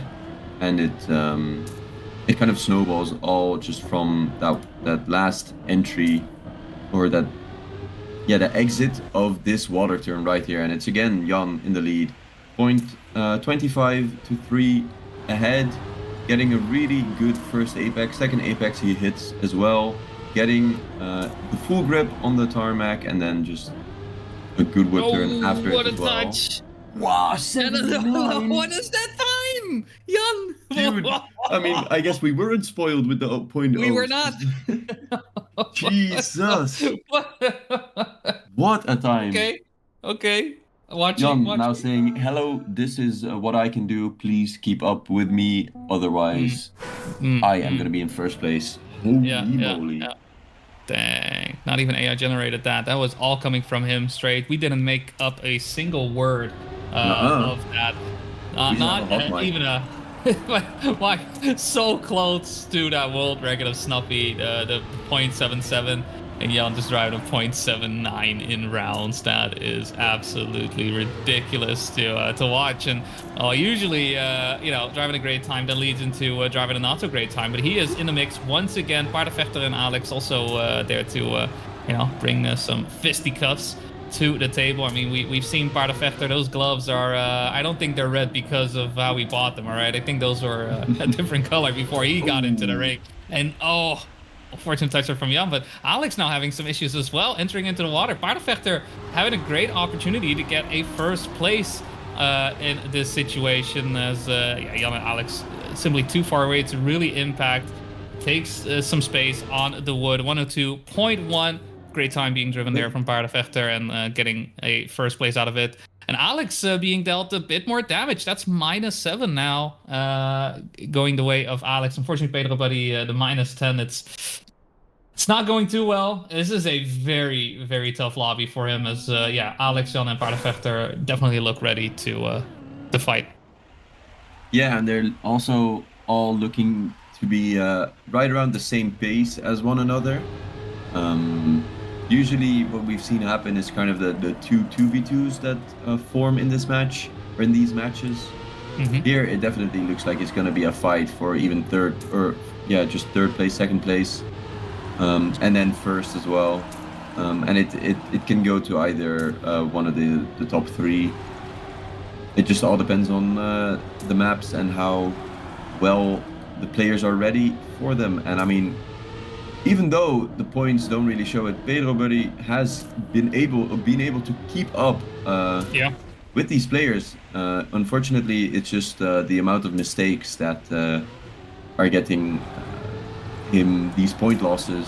But I mean, pace-wise, he isn't actually like he isn't that far off. He's really on pace and almost getting a third place as well here. It's Jan, Spaardevechter just sniping Pedro Buddy on the line. Jan with a first place again though, a 0.0. A decent time for him. Yeah. He was holding back, I think, or something. Yeah, he released a lot to hide pace. Exactly. That first place now overtakes. Now he overtakes Alex on the lead. He's on 75. Alex is on 74. Paardenvechter 11 points below that. So it's a small gap, but on when we still have 75 points remaining or 63, that 12-point difference can be swung very quickly. Yeah, I mean, just looking at the stats of also for Infra Hazard and Keel Hall, I don't think it's surprising to say that Alex has not only driven the best time there, but also the best median time. Though only slightly off with the median time from Paardenvechter. We're talking like a hundredth of a second there, but Keel Hall firmly in the hands of Jan, which is not surprising. I mean, you drive a 101.79. Let's be honest, that's going to drop your median by a bunch. As we do have two champions on the map picks thus far, looking to be very appropriate as map number 3 coordination. Pedro with a unfortunate clip there pretty early on into the track, and again this 3-man fight, these three horses going at it with Paardenvechter trying to take the lead from Alex, and this map was picked by Paardenvechter, so we'll see how well this pick will go for him. Yeah, I mean, it's looking good for now. Alex contesting still. It's Jan also lurking. He's only 0.1 behind, has really high speed here. Goes for a different approach. It's Paardenvechter touching the inside of, unfortunately, which gets him into third place. It's Alex and Jan both on really fast times, 0.0s, but it's Alex closing it out right in front of Jan. And I mean, if that's the pace on the first round, where Paard was also in the mix on the exact same pace, this is going to be a fun few rounds. Jan even said he had a gear drop and still getting a 0.0. I mean, if he keeps this pace up, he could also drive that sub that we saw Cooper doing last round, or last match, sorry. Yeah, just the potential that is there to be realized to a certain extent, but even then, driving great times is a positive in and of itself. Alex, who in the rankings is still gone undefeated, does find a little bit of that competition in Jan right now. I mean, 3 points separating the players, though, for this round in particular. Jan will not be part of the mix. Pedro Buddy hitting the outside dirt wall, leaves us with 2 at the front. Alex versus Paard, and where we saw Paard clip on the sector earlier on, we just passed. This time around, he is still in the mix. He enters first into the grass sector, gets the downhill. Will it be enough for him to get ahead of Alex? Yes, it will be, a hundredth of a second. Once again, a great photo finish. And Paardenvechter this time around, the one to retain his points, keeps it to 56. And due to Jan's error, it ends up with the -10. And Pedro, only 3 points left. We still have 2 rounds remaining on coordination. It's looking rough for him. Yeah, I mean, this was I think his first round where he didn't get 4th. But that only goes to show how consistent Alex, Paardenvechter, and Jan have been. I don't think that has anything to do with how Pedro has been driving. It's just that these 3 players, they want to go to that land so bad. They want to show what they can do. They've practiced quite a lot as well, and it's showing. They're on the exact same pace that the other players are on. For now, it's Paardenvechter in front, 0.25 ahead. Jan trying to see if he can sneak into first, but as we're coming around to the last few corners, this reactor is going to matter a lot. Jan is approaching it on a slightly different direction, but it doesn't seem to be catching him up that well, and it's a clean finish. It's fine. For Bart, Jan, and Alex. Pedro getting 4th. -10, which means that he is now on the last chance. Yes, yeah. As we go to the last round of coordination. Yeah, and I mean, looking at the top 3, that's 7 points. Yeah. Everyone still great potential to take this match for their own. I think our next map will give us a good impression. Well, maybe a bit of a division of sorts. I think the moment we get back into Info Hazard, it comes down to whether or not Jan is able to clean up that error that he has on that outside dirt. But looking at the round itself, everyone is still beautifully in the mix. Pedro, buddy, all he needs to do is not end up in last. A chance to ensure he stays in it. But that is a tough one to ask for with the way Jan, Paardenvechter, and Alex have been driving for the time being. Still very, very close to everyone involved. Oh, that outside dirt looks to be the straw that broke the camel's back. Line is completely compromised. Multiple touches along the way, and with Jan, Alex, and Paardenvechter heading off into the sunset, that is going to be all she wrote for Pedro. He's still our GOAT forever and ever. As Alex actually crashes out, and Pedro is alive. Alex was like, no, you know what? I want my GOAT in. I want him in. What a crash. What a crash. Pedro alive. He lives. He lives. Pedro also saying, yeah, you didn't have to do that. But I don't think that was on purpose, Alex. No. Just going too far inside and just full face planting into the finish. Giving Pedro the opportunity to take a look at the Henk map as well in this match. And it's a fun one. It is a fun one. We're gonna... I mean, we've seen all these players on this map before, I think. Or maybe not Pedro, actually. I don't know if we saw Pedro... Don't think so, no. I believe this is the first time we're on board with him. Yeah. Well, so I mean, we haven't seen him drive this one. I mean, it's a I guess I want to call it more gimmicky one with a few sections that really define this map. No. No, it feels Hank in a way that like I could have imagined this was like it's from the philosophy of like an ice track is what it feels like to me. Yeah, I mean for sure. The thing is, when I say gimmicky, that's meant as like a positive thing. I've always enjoyed uniqueness in maps. Yes. Yeah. And I think this is a map that does that quite well. You have this first jump here, which is really fun, and then after it you transition into an ice section, and for now it's Pedro, Buddy, and Jan both doing it really well. Pedro, Buddy in the lead. I think he finally decided, you know what, I'm not gonna hide my pace anymore. Oh. Yeah. Oh no. Oh. Well, no. Oh, that pace is gone. Into the wall he goes. Found the teleportation to Hogwarts there. Bet you didn't know that was in. And yeah, the DNF does mean that this is actually going to be it. Though we have two massive crashes happening right there at the end. Paardenvechter we go to respawn. Alex, the only one left standing at the front with a 104.5, and Jan coming in second. Paardenvechter just needs to cross finish. But yeah, no, Pedro. Unfortunately, we're gonna have to say goodbye to. He stuck around for a little bit longer, but we'll end the match with a singular point.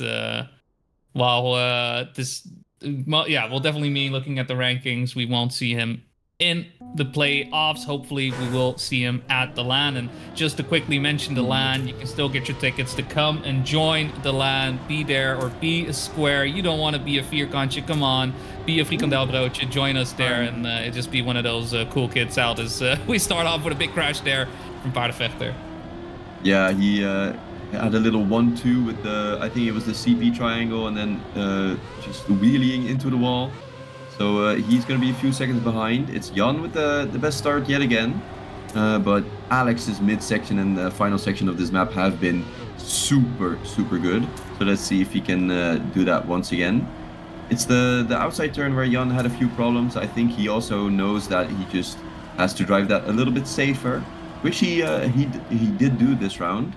and because of that, it's Alex moving into first with a lot of exit speed into the final corner as well, where Jan sets up more wider, but he does like a very small clip, but with enough speed to make it to the finish. That's the most important part here.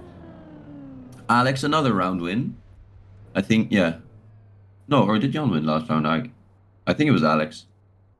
Let me check out the Circuit Mania to give you the absolute quickest and fastest way of knowing this. And well, you will be surprised or not. It was Alex who won that round. There were 2 big crashes coming in from Jan and Paardenvechter right before the ending, and allowed Alex to have full reign of that situation. And so it's a bit of a 3-4-5 situation. Paardenvechter 35, Jan 47. Alex 51. Honestly, still everything to play for. Paardenvechter in a bit more of an awkward position is gonna need some wins to get in. As with 3 players remaining, we only will have point losses for everyone involved, but obviously first place will net you only a -2. Paardenvechter though, bit of an awkward position, falls behind 0.4 of a second. Once again, Jan and Alex at the front, duking it out. Alex taking the lead for the time being. Jan, who has been taking a bit of a wider line on this upcoming turn. We'll see if this time around there won't be a touch along heading into that final sector. He does manage to make some speed, make the gap up a little bit. It's going to come down to that final jump. Let's see, Absolute Cinema on the board. Jan goes for a bit of an earlier jump. And it's actually so close. Alex beats him to the line, 0.003 of a second. Different lines coming out, and it was looking like Jan had it for a little bit with that, but no, Alex stays in it, keeps himself in first for the 3rd round in a row, and he is on 49. Yeah, and I just alt-tabbed and I see Pedro Buddy joined the chat again. GG's to you. What a tough match you had, but hey, I mean, looking at the rounds, like in the first half of the map, you were always just right in front, or like right next to all of these players. Your pace was looking very good. It was just kind of the second half of the map where there were a few too many mistakes. But still, hey, GG, you had a tough match, and you still played pretty good, I would say. So can't be mad at that. And now you just get to enjoy these 3 players duke it out for the points. It's again Jan and Alex. It's Paardenvechter who's very he's been struggling on this map, so he's going to be the one that is going to be in 3rd. There's kind of a gap now between Jan and Paardenvechter. If you look at the points on the right, it's 41-25. Let's see if Jan can get a round win for once. No, I shouldn't even have said anything. No. Why on this map, it's a clean sweep by Alex. 4 rounds in a row now. Yeah, and you know, you want to hear something else? Yeah, I think I know what you're gonna say. We're going back, baby. It is Info Hazard once again, the map where Alex won 3 times. A singular time coming in 3rd place. I guess all good things come in 3s or something, or was it all bad? I don't quite remember. But the number 3 is showing up quite a bit in my peripheral. 15 points for Paardenvechter, 35 points for Jan, 47 points for Alex. I'm not sure if any of those are a prime number. I believe 30. No, these are all A-okay. You can divide them. Just you know, I don't know. I always say don't do math on stream. Why am I talking about prime numbers here? This guy. Not part of the script. Then which page are we on again? 45. No, I was just kind of free balling it here. Oh yeah, it's some improv. Gotcha. Yeah. No, but Info Hazard, I mean, we're back at it. It was Alex's map pick, and he played really well on it. Jan had a few problems with the middle section. Paardenvechter looked solid as well. Let's see if Jan can get rid of those issues he had and get back to those amazing fast lines he was doing in the previous or in the first match. And just look at, I mean, it's such a beautiful line. He also sets up like wider here, but that gets him a different outside line, and does seem to be around the same speed as Alex's, but for now it's Alex still in the front. It's Paardenvechter 0.3 behind. Let's see if he can catch up back to the front.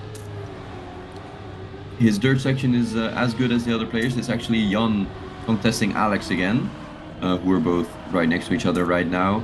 Alex with more speed going into the final corner. Who has the best transition? And what a beautiful transition by Alex. Jan very, very close, 0-7 behind. But Alex's streak continues. Yeah, he's got the taste. He's locked in and is just taking names left, right, and center, building up the lead more and more and more. I mean, there's a reason he has been able to get win after win after win in his matches. And actually, just taking a quick look, quick spoiler alert for what happened in one of our other matches between Pupor Mitra and Yasso. Pupor winning that match with 54 points remaining. And with that, has gone undefeated thus far. And Alex may be that second player to also retain a factor. This round ends up in a bit of an awkward position. We'll take advantage of the mistake happening by Paardenvechter early on. So most likely we'll have to see the horse himself end up in last chance mode. As this is a bit of a gimme this round, right? Some issues happening along the way. You know what the that gap means. is quite large, and it's gonna be a question of gimme round for Jan. That's gonna be a fast time. Yeah, this is big points. Yeah, pretty good. Good. He's pretty fast. But good luck Paardenvechter, last chance. Good luck's RB exchange. Be sure to put in your max miles to bring some support to Paardenvechter. And let's see whether or not he's going to be able to stick around 39 points. Alex, 27 points, Jan. That is quite the fight ahead for this horse. Yeah, and if this continues with Paardenvechter going out relatively early, we can definitely see both Jan and Alex maybe coming to... Ooh, that is unfortunate. To that last chance right at the same time, but it's all going to depend on... how much Jan can put a dent towards this win streak, but also just to Alex's point. And I mean, for now, he's on a very, very good run. He has probably seen that Paardenvechter has crashed. He's also DNF'd right at the on the top left. Ooh, Jan with a little touch. It's gonna matter to get to, because now it's just gonna be how quickly can you get the other player to last chance. And this lead that Alex has over Jan is a really, really good buffer. Yeah. I mean, we saw Jan as he crashes. There's no danger of any overtake, so the crash is somewhat,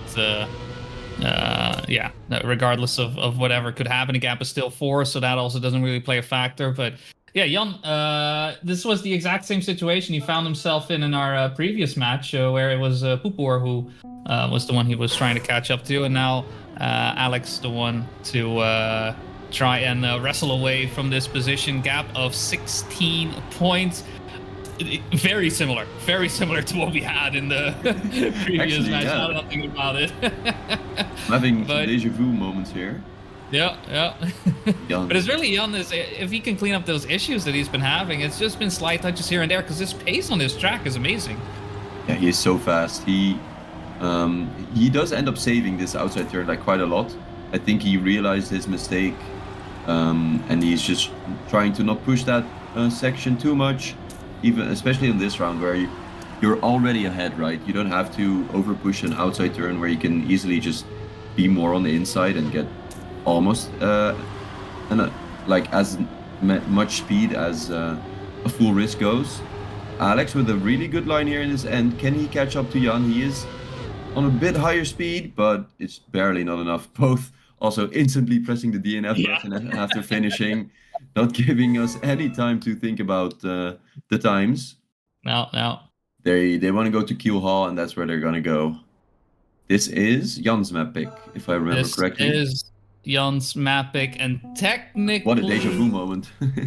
Technically could go into a last chance. Again, the gap... It's a tough one for Alex. For Jan. Wouldn't be surprised if once again we'll have a bit of a free round on Alex's side, depending on how much damage he's going to be able to deal here. But yeah, I mean, last time on this one, just to look, I Crunching in wouldn't the be surprised if I'm just replacing Poopoor's name with Alex in all of these. But Jan was able to win 3 out of 4 rounds on a Keel Hall. Our first time around on the side of Alex, that was a second place 3 times and a third place once. I mean, we saw Jan's time as well. The division record currently set was what we saw happen, the 101.798. Just goes to show how ready Jan is to get some great times here in Kiel. As we are here once again, this 1v1 to determine who gets the 4 points here. Is it going to be Jan? Is it going to be Alex? Yeah, it does seem like that second pick, that C2 in the match, really is important if you end up in that 1v1 scenario, because Jan's had it twice now. And just doing the math, if Jan now wins 4 rounds in a row, he's going to be on 1 point with Alex on the last chance. So it is actually possible for him to even catch up and get ahead of Alex. And for now, he's doing that really well. He's 0.2 ahead, and he usually has a very good plastic side. Alex also having a bit of an issue, so the gap remains the same. Alex trying to push the last corner, almost does it. 0-7 between the 2 players. First round goes to Jan. Yeah, with that, Jan shrinking the gap ever more at this point. 8 separating the 2. I mean, that's the gap can only shrink by 4 or grow by 4. That's just the way it is right now. And if Alex is able to get a couple more first places, he can drop down Alex into a position where double a last chance is important. I mean, it's. I know we have the points to give us an idea of when the match will end, but very simply put, Jan needs to get more first places, as Alex just overall has been able to perform better throughout the match. And it's a question of whether or not Jan has enough time for it to be made up here on Keel Hall, taking the lead for the time being, as Alex is slightly lagging behind, but I mean, we're talking about a tenth of a second, definitely possible to make up in this slow sector. No brakes, up the hill, down we go once again. Jan with a little bit of a lower line versus Alex, and Alex actually gaining a bit more speed for his troubles. Jan wanting to overtake on the water. The plastic sector is where it's going to happen. We'll see how well our players are able to get this line going. Jan, similar to Alex, and I guess we're going to have to see it on the wood. How much do we push on the wood? How far do we go? Jan tried to release just a little bit less, and unfortunately, Alex simply too far ahead each and every one of these turns, was able to beat him exiting out of the no-break sector, and with that, the gap once again grown. Jan in a position where he just needs to win. He just needs to win rounds. There's really nothing else to it. If he doesn't win rounds, he's going to end up in last chance on this round, and if you win one more, you have just one extra round where you can knock off points of Alex. That is not what you want to see, though. Hitting the wall right before the drift. Does manage to get the gear into this dirt, though, so he doesn't lose that much speed. Only 0.5 behind. Last time around, he was looking great on this for now, or right now it's definitely Alex's game and Alex's map as well. He's performing really well. Still a gap of 0.5. It's Jan who's gonna have to try to do something in this last sector, but Alex also knows of the gap. He goes a little bit higher to know he can save it just a little bit. It's where Jan is able to catch up just a tiny amount, but Jan in the end also hitting the wall, making it a round win for Alex yet again. And now it's Jan in last chance, as we have one more round on Q Hall before we go into the Snappy map, I think. Yeah. Yes. Yeah, you're right. And I mean, a little bit of a trend that we have been seeing throughout the match, and I'm not saying this to indicate whether or not this will happen, but every single time a player has been a last chance, I mean, we've seen either the first last chance going out, then one round survived. Will Jan make it 2? I mean, he needs to make it 2 if he wants to actually win it here. But for now, he needs 3. You're right. Yeah, 2 will simply just draw Alex into last chance, and at that point, it's sudden death, and that sudden death will happen on Cardination. So Keel Hall, one more try for Jan here on his map pick, and he has the lead by about 1/10 of a second. Alex with a small touch entering or exiting out of the no braked sector, and the gap at this point quite large. I mean, that's the big difference, right, between a 1v1 versus 4 players in a lobby. There's a lot of variables to keep in mind, and Jan has a lot of space now to simply tap it in, make sure that the next map can be loaded up. A 102.0, which is for Jan quite slow, honestly. I think he had a couple of eggs too many, slowed himself down, and no, I mean, obviously it's a bit of a dangerous situation for him. He once again finds himself in this position where he needs to win. He needs to win 2 in a row, otherwise, again, we'll end up in second place. Yeah. I mean, that last round there, I mean, Jan driving at 0.0, really fast time, but for his standards, he has driven faster, and he was on faster pace as well, but his snap in the submerged section with the reactor wasn't the best. He definitely lost a bit of exit speed there, but it didn't matter. He got first, and that's what he has to do for 2 more rounds in a row.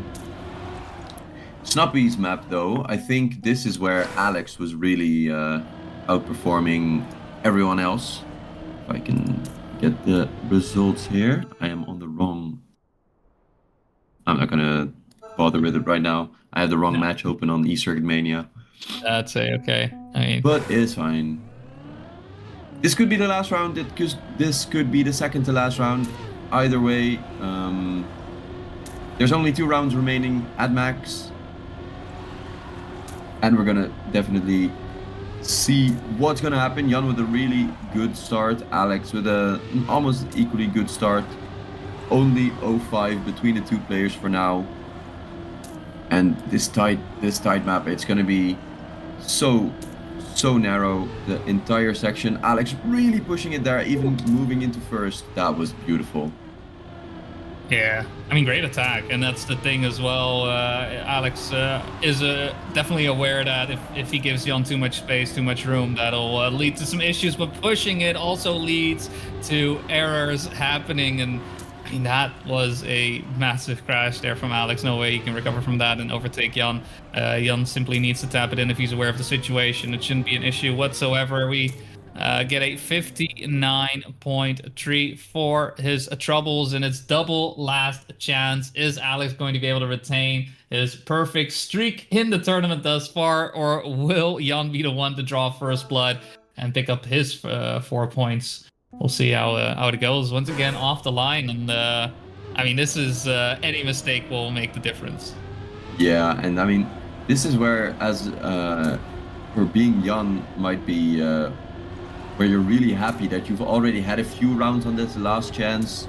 You've kind of gotten accustomed to the red number on your car, I wanted to say, but he hits the inside wall on the drift, unfortunately. So now he's just going to be looking at the splits. Does Alex make a mistake, or does Alex just maintain his own pace and close it out? Alex also sees this, of course. He knows he's ahead by quite a bit, 0.8. And he knows he doesn't have to risk anymore. Like, he goes quite safe there, almost clipping, but he manages to survive. And probably not gonna push the inside too much. No, he's just gonna nice and safe rounds. Probably, hopefully not hitting the finish this time around. I mean, still a 0.0. He was driving really fast, though, actually.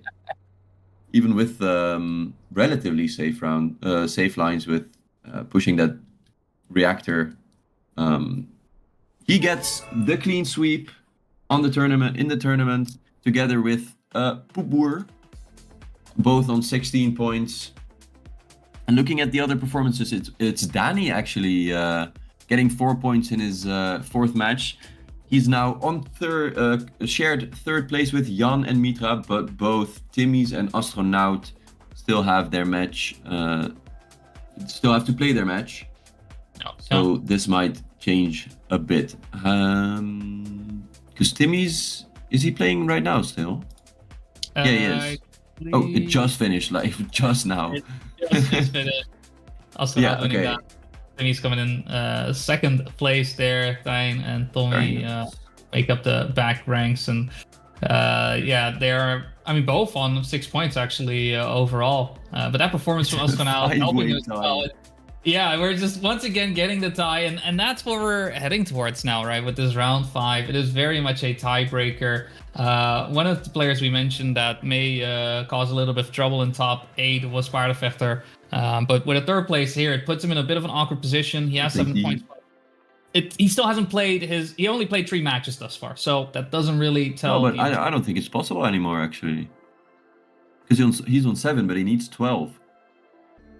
Yeah, so if he were to win that 3rd match that he had, 4th match that he hasn't played, put him on 11, and then, yeah, the best he can do is 15 points.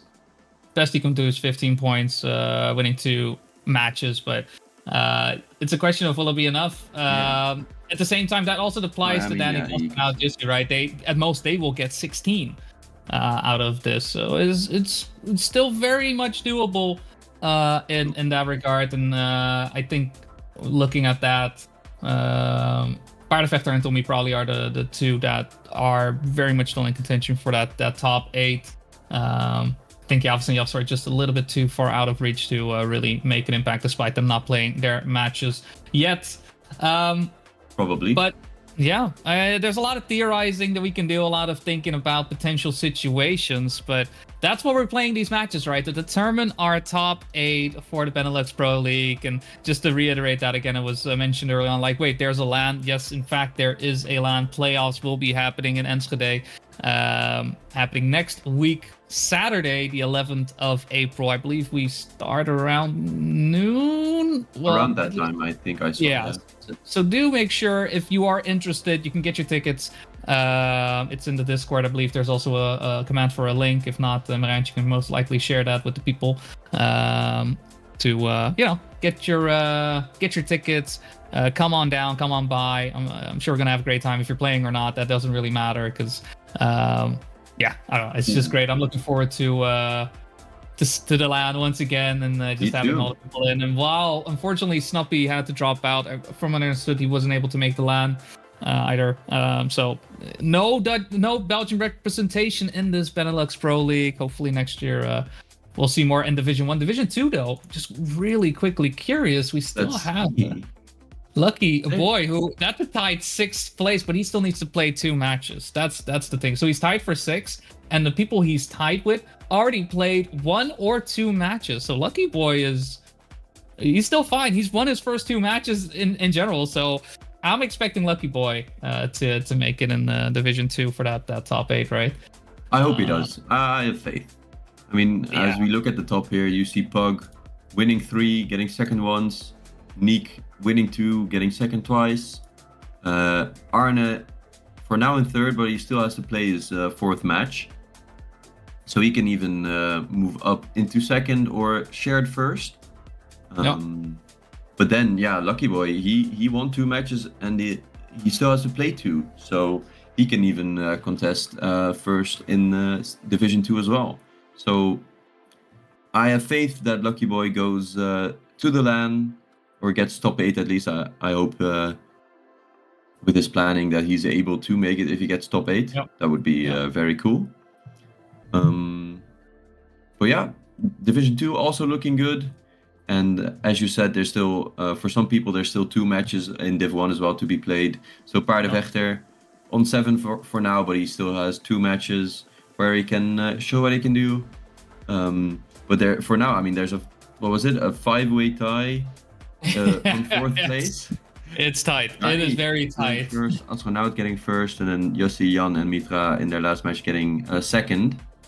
Yeah, and just to look, well, our next match is going to be between Yossi, Paardenvechter, Astronaut, and Mitra. All players that are very much in this bubble of sorts, right? That are needing these tiebreakers to not happen, preferably. But even this could decide tiebreakers at the same time as well. It is a very interesting match, and the result will be very decisive. It will give us a very clear indication of who makes it through, who makes it not, even with that one match still having to be played for some of these players. But I believe for now, let's take a quick little break. We can do theorizing some more later. For now, get yourself some water, and see you guys back in just a little bit for the final match for today here in the Benelux Pro League. See you soon. There we are back again for the last match that we're going to look at today. And it's going to be a very, very important one. I mean, we were talking about it a bit backstage. It's Jussi, Paardenvechter, Astronaut, and Mitra. Wow, I mean, looking at the scoreboard, I think is the most important part to know why this is such an important match. Because 3 of these players are on 12 points right now, and 1 is on 7. Paardenvechter is on 7. He still has 1 extra match to play, where he is looking like the favorite. If we assume he gets 4 points out in that match, he's going to be on 11 points. So it's basically 12, 12, 12, 11. And this is all going to be important for the top 8, because they are like, these points seem to be right around the cutoff to the LAN. So extra pressure for this match. Yeah, this is what it rides on. This is top 8. I mean, one of these players is basically going to miss out. Like, there is still a situation, an opportunity where Timmy's even then, because he would end up on 14 points, and then the lowest, I mean, with Paardenvechter with 12, but then 13 points if any of the other players. This is just very pivotal. Everything to be played for every position matters. I mean, this is what we have been building up to, and it's great to have a match like this to that will make the difference. And most likely, the loser of this match will be the one barely missing out on playoffs. So it's all too important for each and every one of these players. We have had our picks happening. Imagine that. Once again, 100% pick rate for each and every one of these maps. You'll have to see it. Very, very impressed. We will kick things off with Kiel Hall. You'll see picking into that one. Then we'll have the info hazard from Paardenvechter, Coordination, Pick Astronaut and Mitra picking into Corvid as we see the times come by to give us a nice impression of what is to come. And well, from the players in the lobby, 2 of those we already have seen play today. It seems like every single time we feature Astronaut, though, and I don't want to jinx him by saying this, he's ended up in 3rd place. And every time we haven't looked at him, he's ended up in 1st place. So clearly, please everyone keep your eyes closed, because otherwise he's not going to win. It's so interesting. He keeps like performing either not that great or just good enough for 3rd, or just not getting to that top 2. And then we're looking at a different match, and then suddenly he's right up in the top of the leaderboard, just behind the players who were having their perfect run. Yep. Saying like, "Oh, I can do it too, by the way, but I'm not going to show you. I don't want to show you." He's keeping. Maybe he is like the best at hiding pace. You never know. Maybe that very well could be it. That definitely could be it. Looks like a ready check is being done. Players are ready, and we will be, making sure that all maps are loaded into the order that we need them to. Once again, that reverse cup mode to ensure whether or not our players are able to stay alive for long enough.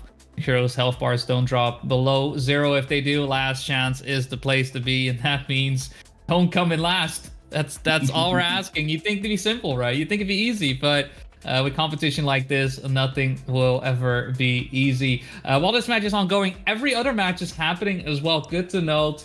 Be sure to check out eCircuit Mania for that. The other match is happening. Alex, Poepoer, Timmy, Siavos. And another match is, Snappy not playing, so that'll be done. Jan, Danny, and Tommy. And then our last match being played is Tarpor, Tijn, Yafso, and Pedro. Yeah, and there's live updates there. If you go to the matches and then upcoming, you can see all of the points, and even like the divide between the maps, like how many points did the players end up after the map, or map 1, map 2, whatever. So you can keep an eye out on who's getting these crucial last points before the playoffs. But we are going to be taking a look at the match between Astronaut, Paard, Jussi, and Mitra. And we are off to the races on Kiel Hall, the Wizzy map, where we've seen Astronaut and Paard play relatively well, but it was definitely Jan's map, who isn't in this match. So we don't have to worry about those 0.7s anymore. for that 1.7 he drove. Yeah. Which was amazing. It was crazy. Oh yeah. This is Yossi's map pick, so let's see how why he picked this. I mean, for now he's in first. He seems to be ready to go. Astronaut hitting the wall, so he's gonna be fighting for third. Mitra is quite a bit behind Astro for now, and it's Paardenvechter lurking behind Yossi. Yeah, plastic sector. I mean, the gap is quite large. No one has had too many issues making their way through the plastic so far. And yeah, Yossi is just gonna be very clean about it. 0.0 for his troubles and making sure that he wins the first round on his map pick. It's only a good thing to do, but yeah, every point really mattering here. I know we only started on round 1, but the importance of this match cannot be understated. This is make or break. Can't. Whoever loses this is out. It's as simple as that. I mean, you could go tabulate and whatnot, but yeah, that's pretty much what you can expect. Some crazy things would have to happen in Paardenvechter's match happening in another hour. But assuming that not to be the case, this is the one to look out for. And as we get into round number 2, it is Mitra who is duking it out at the front with Jussi, Paardenvechter, and Astronaut trailing behind a little bit, making our way towards the second half of the track into the breaks off sector. And Mitra has been able to build up a relatively okay lead, but goes quite high on the no breaks, allowing Jussi to get back into the mix and up in the front. Oh, that was an awkward line there from Mitra, unable to recover from, crashes into the wall as we exit out of the water, and it's Astronaut and Paardenvechter, the only two left standing to try and stop Jussi. Jussi, though, in the lead, entering into the wood first, gets a lot of speed for his troubles and makes it a 102.1 for another first place. Paardenvechter again in second, Astronaut once again in third, and Mitra in fourth place. So far, nobody really able to break the cycle of things. It's only been 2 rounds, but yeah, minus 20 on Mitra, that is brutal. Yeah, that hurts you a lot. And Astronaut was in second right before or right after the wood section, but he didn't get the right inside approach in the last corner, so he ended up hitting the wall right before the finish, which ended up giving Paardenvechter his second place. So it was definitely close between the two, and even though it was close, it's definitely Jussi who's looking the strongest on Kiel Hall. But Paardenvechter, Astronaut, Mitra, they're all super fast on the map as well. And for now, it's Paardenvechter even ahead of everyone else, ahead of Jussi with 0.1, and then ahead of the rest of the players by a bit more. Astronaut hitting the inside wall there just a little bit, now slowing down by around half a second. And it's Jussi trying to get back into first, but Paard with great speed into this corner. Does he make it? Yes, he does. Wow, he had such a wide approach, but still managed to make it into first place and into the finish with a 0.2, breaking the first place streak that Jussi was building. And now Astronaut with the minus 10. Which means that Mitra and Astronaut only have a difference of 3 points. Oh, and we have Mitra not starting. Maybe. Watching. Yeah. Yeah. Thank you. Bit of a not quite sure what happened there. Hopefully, should be okay now. Still no, not. Huh? Again. What is happening? Oh, yeah, he wasn't ready. He was barely not ready. Yeah. We are in pause. Yeah. Oh, I didn't even see that because of the... Whoa. You just have to ensure. Not quite sure what the issue is. He didn't say. Probably a mechanical thingy. Sometimes. Yeah. It happens, and that's why we have the pause button. Yeah. No, definitely. Now the window ran away. He had to catch it. It's back in its place, and now it's all good. It's all fine. He is into the mix once again, and we've got everyone starting off, and already a bit of an early error coming in on the side of Astronaut. It is a bit of a slower sector, so not losing too much for its effort, but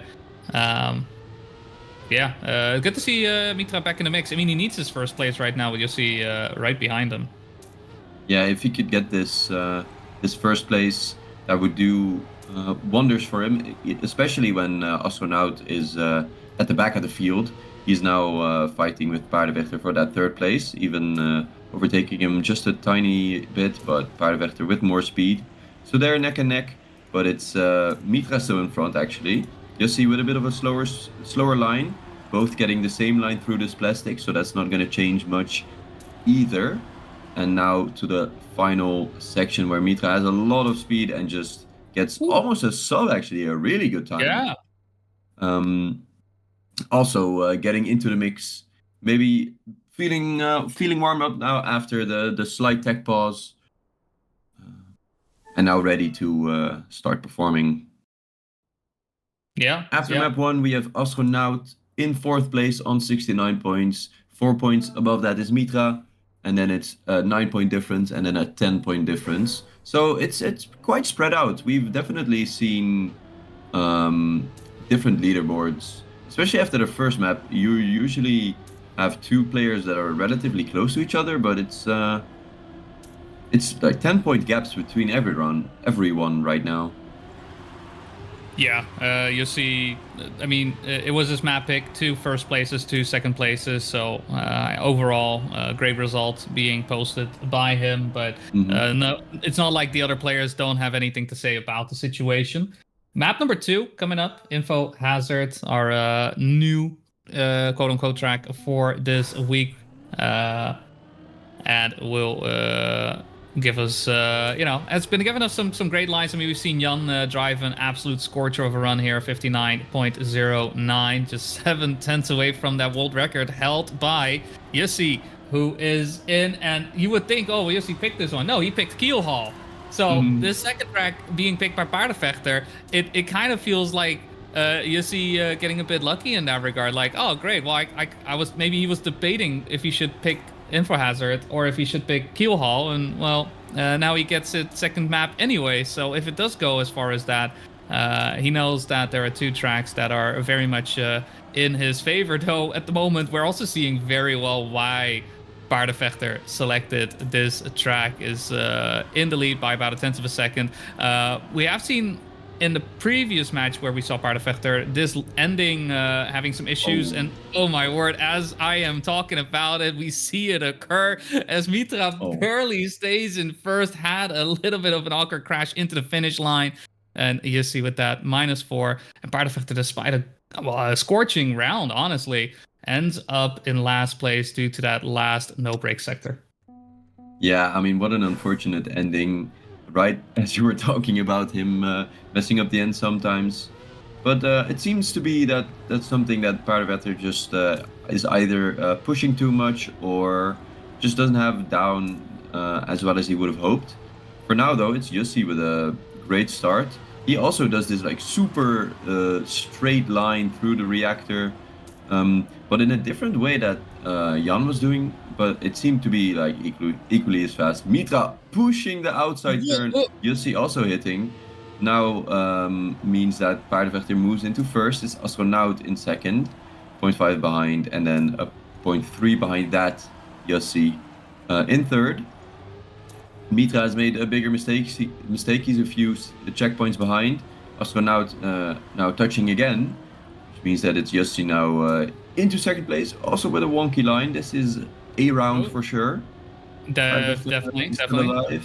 And Paardenvechter closes it out. It's Astronaut back in second place, Jussi in third. Yeah, a bit of a weird weird round, that, honestly, with the way all the damage was being dealt around the board initially. Astronaut looking in a bit of trouble. Mitra with a full crash as well. Jussi having some issues with some touches along the way, and I mean, at the end of it all, Paardenvechter picking up the win that he was looking for in round number 1 here on the Info Hazard. Interesting fight. That's all I'm gonna say about that. And I mean, at the same time, we're still seeing Astronaut, hiding the pace. Very curious to see when we'll see him unleash those times that he has to win those matches before, as he is in last place at the moment with 58 points, but in the round itself was initially dueling it out for first, but a bit of a slowdown led him to fall back. But a big crash coming in from UC does mean that the exchanging of first has been happening once again. It's Paardenvechter and Astronaut separated by mere milliseconds. And you know what? As I talk about it, another crash occurs. I'm not going to talk about differences anymore. I'm just going to talk about Paardenvechter making his way to the finish as Mitra trailing behind on Yossi. It's going to be Paardenvechter on first. Yossi coming in second, Mitra in third, Astronaut in fourth place. Big gaps between everyone. A bit of a... I think people in the lobby at the moment still getting used to what Infrahazard can bring to the table. It definitely looks that way, yeah. Especially that end section, that yellow plastic, where you kind of have to go down and just a lot of elevation change, and a lot of people seem to be getting just slight pockets of air there, and that slows you down big time. Another mistake is definitely that long dirt turn that has taken some rounds away from people. Let's see if that happens this time around, but no, it looks good. Yossi pushing it near the exit, but he manages to survive with great speed. Paardenvechter now moving into second. He has overtaken Mitra, but it's a very close heading into the second half of the map, where, I mean, Paardenvechter has driven some good rounds, has driven some bad ends. It's especially this section area. You see Yossi getting a little pocket of air, but it is okay for now. Paardenvechter pushing it, getting a crazy inside line. Wow, I mean, that was... How close do you want to get? Times 4. Yeah. All the way to the line. I mean, with the no brakes as well, it's all about how much do you risk. A bit of a game of chicken happening right there, but instead it's just a horse and a horse fighter right next to one another. But it allowed Paardenvechter to really reduce the lead that Yossi had built up initially, and now is on 73 points. And Paardenvechter on 72. Astronaut and Mitra, they are very much in the danger zone. 38 points for Astronaut, 49 points for Mitra. And just to emphasize once more, last place, odds are high that you will not make it to the playoffs. You will not be able to play in the LAN in Enschede. Be sure to get your tickets. Just to reiterate that, I'd rather say it more times than not enough. We don't want to end up in a situation like, oh, I didn't realize there was going to be a LAN. Well, here you are. It definitely happens. We'll let you know. There you go. It's pinned now as well. If you aren't able to make the LAN next week, be sure to drop a follow. We're going to be streaming it on this channel and on a second stream as well, where you can just watch the matches of, I think it's going to be both divisions, I guess. I'm not sure if we're going to do like multiple matches in Div 1 at the same time. Anyways, the schedule will be shared with you guys once that is needed, but for now we're focusing on this match where Mitra unfortunately goes too far outside on the drift, hitting the wall, and is going to be a few seconds behind in the first round here on Cardination. Yossi, Paard, and Astronaut though are in a great battle for first. All three of them with a very good start. Astronaut now with a bit of a wonky line will slow down a tiny bit compared to the other two. Horse Fighter with the beautiful dirt turn. That was very... Oh, well, right as I say that. It always don't happens. Too much. I'm sorry, Bart. Oh, well. Now Yossi just has to not miss the finish. He doesn't. We've seen it more often than you would have liked. But he gets that first place. The -0. Paard getting the -10. He gets overtaken by Mitra as well. So now it's an 8-point difference between Astronaut and Mitra, and a 9-point difference. Sorry, an 11-point difference between Yossi and Paard. Yeah, and this is giving Yossi a lot of room to breathe, to secure a position for playoffs. He's been doing a great job thus far, and I'd be hard pressed to say that this would somehow be reversed. But hey. Crazier things have happened in Trackmania, so in that sense, never say never. As just to reiterate, this is Astronaut's pick, Cardination, and yeah, a bit of a awkward one on the previous round. Did end up in 4th place eventually after some chaos happening. But you see, with a small clip on the outside there, it does mean that Mitra and Paardenvechter are able to get into P1 and P2 to try and deal some damage to the good focus player. Paardenvechter will be able to get in first. Mitra on second, just make their way through the ring, not being too far off. You think, nope, sorry. Paardenvechter what just happened? He pulled an Alex. He pulled an Alex. Oh no. Oh no. He did the same thing that Alex did. Yeah, like you think, like I was in the middle of saying, because like, what were the odds, right? What are the odds that it doesn't happen? Why do you got to make a liar out of me? That's what I say. That's what I say. That was, I mean, it keeps happening. I expect we're gonna see at least a few of them next week as well, because yeah. I mean, you want to push the left side because of course it's like a sideways finish. Mm-hmm. So if you're on the left, you're just gonna be like 0.5 faster than other players, and that can make the difference. But hitting that finish, especially when you're in first and then ending up 4th, like that's a big swing, very big swing. But in this round, we have Paardenvechter trying to redeem himself for what he did last round. It's Astronaut close behind, also looking for those that -0. He is 15 points behind Mitra, so he definitely needs some good rounds if he wants to get into the 3rd place. For now, it looks like he's going to be 2nd, just behind Paard. Mitra just behind Astronaut in 3rd. And solid round for everyone, kind of a flipped script. Yeah. With Jussi getting that -10, and that means that still Jussi and Paard super close. Yeah, Paard definitely needing some recovery after 2 last places in a row on Cardination. It very much racks to riches in that regard, and yeah, with Jussi unable to get back into the fold due to that error, no one else really making a mistake large enough for him to catch up. He is still, quite vulnerable in a position where he may not win the match. However, a top 2 is definitely a situation he wants to find himself in. At the same time, Paardenvechter is the one who most likely will be on a deficit again. The most Paardenvechter technically could have is 11 points at this point, with the other 3 players on 12 points. So Paardenvechter very much does need a top 2 finish to try and secure himself a spot in playoffs. And with this pace, he is doing exactly that. Has been taking the lead for pretty much most, if not all, of this round. It's going to come down to the finish. We'll see how far left our players decide to go.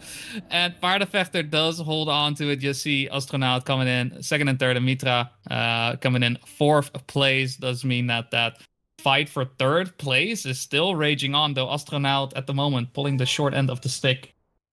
It was super close between the 4 players. Mitra even hit the finish on the left. He went for it. Ended up spinning into the finish, but in 4th place. With his jump, it already looked like he was either barely going to snipe Astronaut in 3rd or get 4th, but he went for it, so gotta respect it. As we move to the 4th map, this is it's Mitra's pick, kind of, but. Kind of, yeah. Yeah. It was Mitra's forced pick, I should say. Sure, yeah. But I mean, I think Mitra is definitely the most skilled on ice out of these 4 players, so it maybe would have been his pick either way, whatever position he would be in. It does mean that because this is the 4th map, I don't think it's mathematically possible to see this map twice in a match. So this is the only rotation, and that's an early mistake for Mitra. That's not what we want to see happen. But Astronaut also making a mistake and having a rough gear now gives him that 4th position. It's Jussi and Paard fighting for first. It's Jussi with a great exit out of that ice, but the horse fighter fighting back. Yeah, looking for space, looking for speed. Outside dirt, gorgeous. What was that? They are just one car, it seemed, throughout that, though. Paardenvechter able to catch up and put a little bit of distance over the plastic. The sector, we've seen Jan earlier on take a bit of a wider line to gather some speed. You see doing a similar line right there, but the gap is quite large between him and Paardenvechter. He goes lower, tries to get a bit of more speed, but yeah, gap was too large. A 104.6 still. Great time from Paardenvechter, wins the round. Jussi on second, with Mitra and Astronaut coming in third and fourth place. So Paardenvechter and Jussi pretty much tied up, separating themselves by only 1 point. But the scary situation here is Astronaut on 6 points. Third or fourth place is going to put him into last chance. Yeah, and I mean, Mitra isn't close behind on 18, so a bit more of a safety net. But if Astronaut now gets last chance, or maybe gets last chance in a round, you're gonna have Mitra, who's also gonna be in that last chance qualifier a few rounds after that probably, or of course Mitra starts driving first bases, which, I mean, looking at this round, can definitely happen. Great turn, but it was a great turn for everybody. And then once you're on that last chance, it's surviving to the max. But for now, I mean, a tenth separating the 4 players, Paardenvechter and Astronaut, with a little bit of airtime on the plastic, slowing down just a tiny bit. Mitra goes into first place now. It's a fight with Jussi. Good drift from the both of them. It's more speed for Jussi, going for a different approach. Mitra hitting the wall though, so gonna have an awkward gear. Does have quite a bit of speed. Who's gonna have the best landing? It's gonna be Mitra. What a finish! What a round. That was absolute cinema. Absolute cinema. That was cinema, yeah. What a finish this map has. I love it so much. Yeah, yeah. And that means that Astronaut's now on 2 points. He is on 2 points, not quite last chance, but Mitra winning the round means that he still is likely to be the first and last chance. He needs first places to stay away from it, and yeah, so far he hasn't really been able to put himself in a position to do that. But no, absolutely gorgeous round. Everybody able to nail so many of the sectors. It was only an error on the side of Paardenvechter that dropped him down, which was more of an inefficiency than it was a touch or a crash of sorts. This time around he is in the mix, and Mitra is the one in last place. So looking like if this stays the way it is, -10, putting himself on 8 points, which is a good thing for Astronaut, as odds of him catching up right now come down to mistakes happening on both Jussi and Paardenvechter's side. As we did see the fight from Astronaut still being pushed forward, still wants to find any and all space to get into the mix, has found his way to infiltrate into the ranks of Jussi and Paardenvechter, is the first to hit the reactor grass sector. Will he make it happen? Goes for a little bit of a higher jump. Wow. Does stay in. What do you mean 2 points? Life is nothing more than a resource, is what he says. He retains the 2 points. He stays in and puts Mitra in a awkward position, now on 8. We have one more round here on Corvid. Paardenvechter and Jussi, they're pretty much neck and neck. 38 points, 37 points. They look to be the ones to get the top 2 here. And yeah, Paardenvechter and Astronaut, Mitra and Astronaut are fighting it out for who gets third. Yeah, and this is maybe what Astronaut needed. And again, not the best drift for Mitra, slowing down a tiny bit, which gives another opportunity for Astronaut to maybe maybe not even get first, but then go to last chance at the same time as Mitra, as it looks like it's going to be a -10 for now if the positions don't change too much. But the positions can change a lot still. It's Paardenvechter who has a slow approach, almost hitting the wall again. Bad gear now slows him down just a tiny bit more. So it's Mitra trying to overtake Paard. If he does, that would mean that Mitra doesn't go to last chance, but a second is hard to catch up on. But as you see here, it's Jussi still behind Astronaut. Astronaut clutching up and getting 2 round wins while on 2 points. That's crucial. Mitra getting third actually. Paard making a mistake. Also crucial. 1 point. What is happening? Again. Yeah.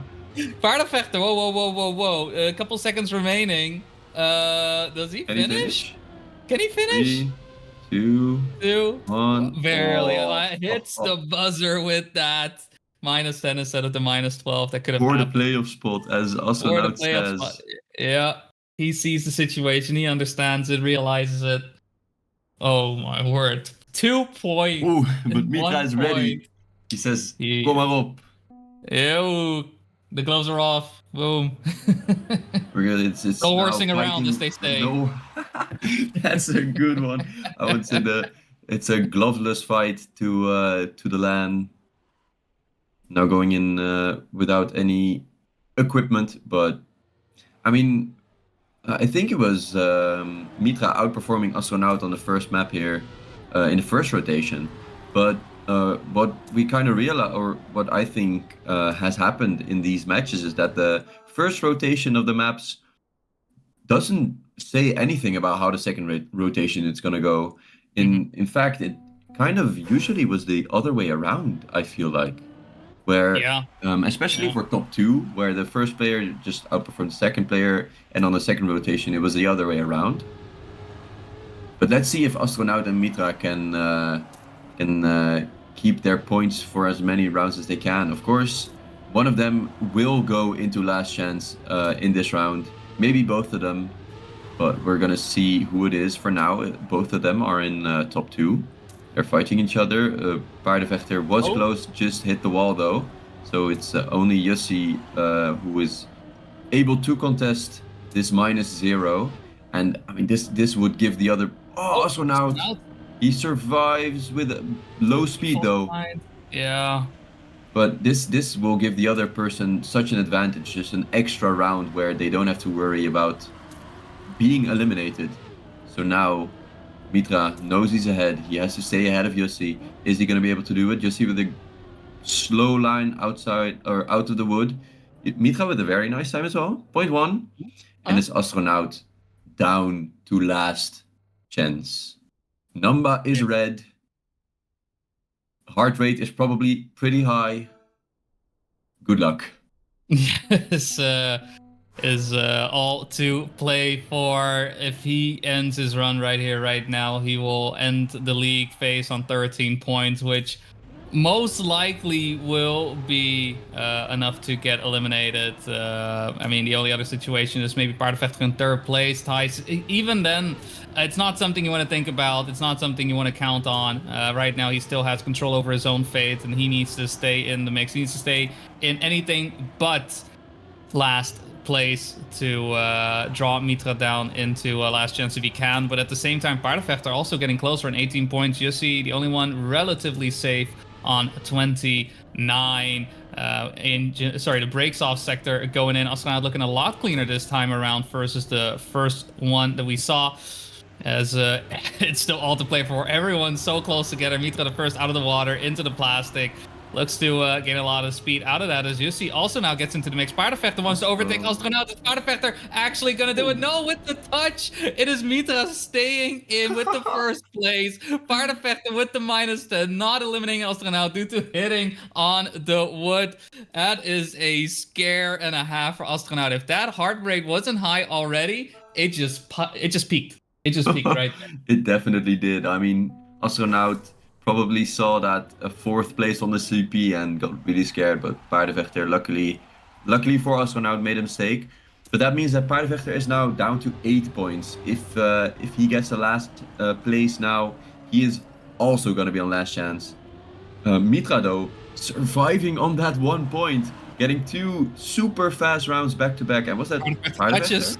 He does? No way. No way. Ain't no way. I mean, there's still a lot of map to be played, but that is not what you want to see in Paardenvechter's case. I mean, if it continues like this, it could be even a triple last chance if if Astronaut doesn't finish 4th in this round, and Mitra, or if Astro or Jussi finishes 1st, it's going to be a triple last chance. What? Exit out of the water for Mitra. Great line by Mitra, bro. Yeah. Holy. Is it enough? Oh, yeah. He actually stays in, and Paardenvechter into last chance. What is happening? Holy shit. Mitra is having the run of his life. Oh, we're not done 1 on point. Keelhaul either. We still have another round. What is going on? I'm at a loss for words. Is Mitra gonna do it? Is he gonna have a clean sweep on 1 point? That on would Keelhaul. Ridiculous. And the touch from Astronaut. I mean, he has to keep driving. He knows he has to keep driving. Yeah. Obviously, you're behind, and this is all about the mental. Behind by 0.6 of a second. Mistakes can still happen. He's not the only one on last chance.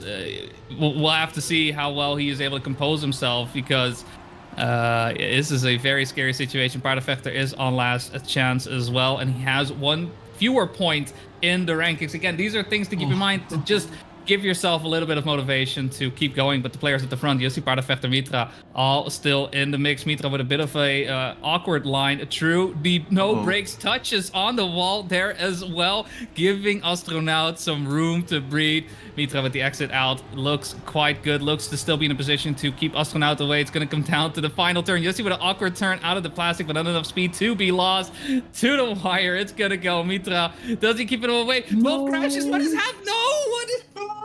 Astronaut going out, if not for that touch.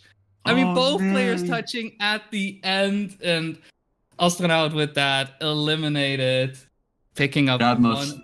I mean, that must. Oh my god! Just sting so bad. Yeah. To know you crash in the final turn, and then to see Mitra only ahead by 0.1. Yeah. That must suck. But I mean, what a great performance by Astronaut nonetheless. Getting 2 other people down to the last chance. Jussi on only 17 points. I mean, all 4 of these players are playing the match of their lives for this spot in the LAN. And now all eyes are on both Mitra and Paardenvechter. Yeah. Because if Mitra now closes it out, or if Mitra now gets second and Paardenvechter gets third, it's all going to be down to Paardenvechter's last match, where things can still happen. I mean, he's the favorite, but that doesn't mean he's going to win guaranteed. So no. That would mean that his kind of pressure still continues on to map or to his last match, which can change a lot. But we're going to have to wait and see. That's an early mistake for Mitra. That's not what we want to see. I mean, we got the snowballing situation here as well, right across the plastic. Nice lines coming out from them, and Mitra with another mistake. I was just looking at the stats as well. Paardenvechter winning 3 rounds out of 4 on this one, but that first, the one time that he didn't win, he ended up in last place due to an error on the no-break sector at the end. So if there is something to be hopeful for Mitra's side, that is that. But at the same time, Mitra did phenomenally, right? Him staying in, he guaranteed himself to be at least 14 points, which most likely will be enough to make it into playoffs. We'll have to see, tabulate the results after the final match happening in about starting in about 50 minutes. Paardenvechter closing it out beautifully there, getting first place with a 59.7. Jussi coming in second, putting himself on 11 points. So a bit of room for him, and Paardenvechter still has a chance to win it here, but Mitra with this will be in third place, giving himself 2 points, ending the season for him on 14. GG's to him. I mean, as you said, he played a phenomenal game. Just 3 rounds in a row where you get a -0 while on 1 point.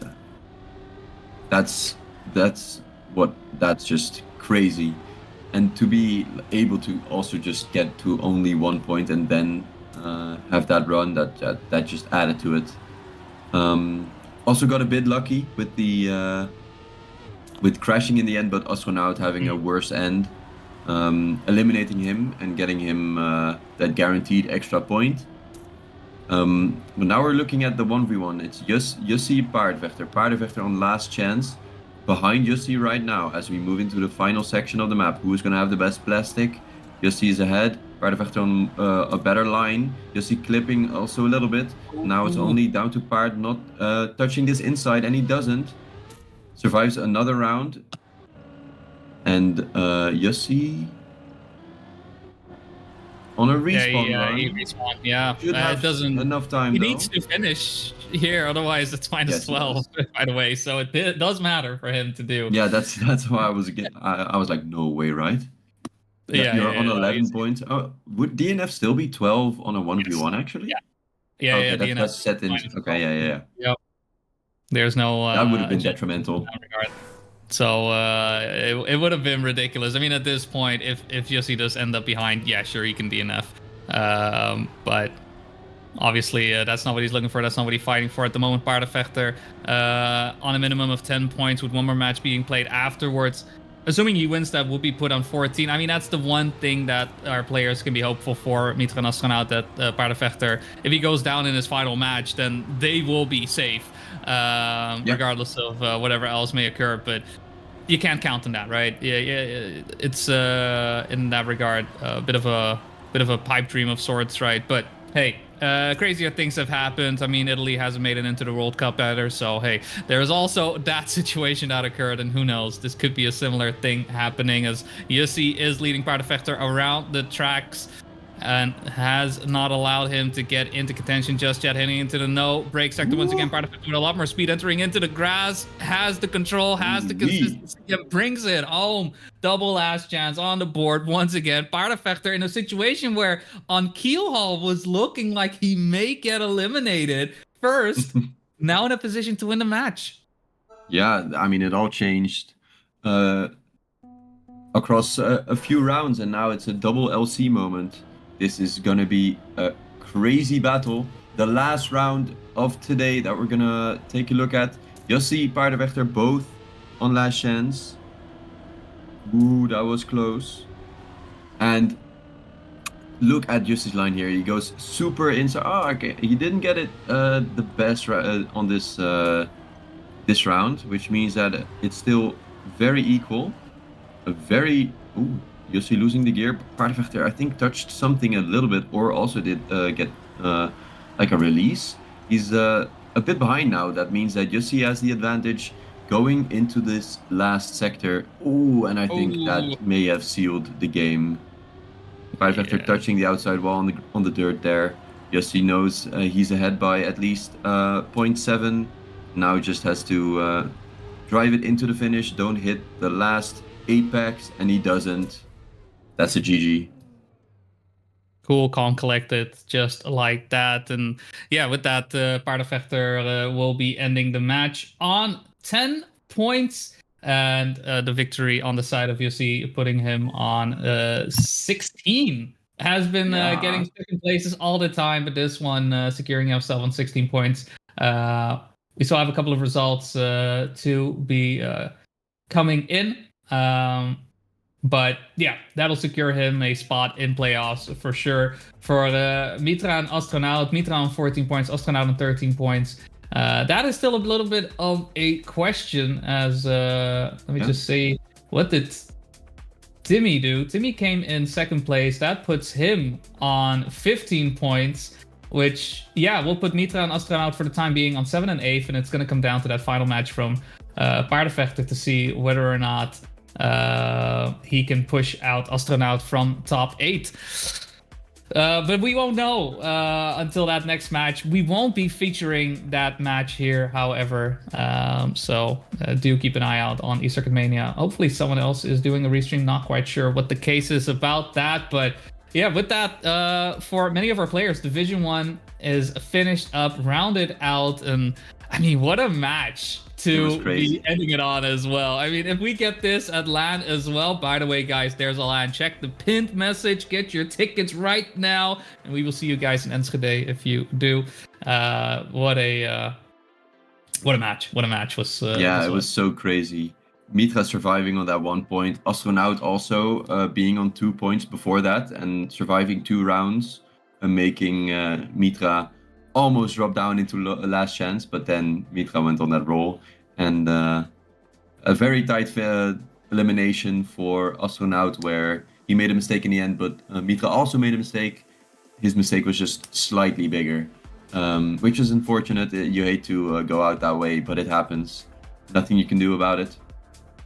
And a double last chance in the end, and a great finish as well.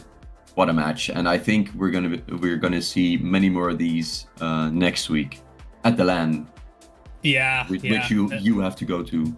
And you have to go to. It is double elimination to be happening there as well. The every first cup mode back again in action to determine who is going to be the best of the Benelux for this Benelux Pro League.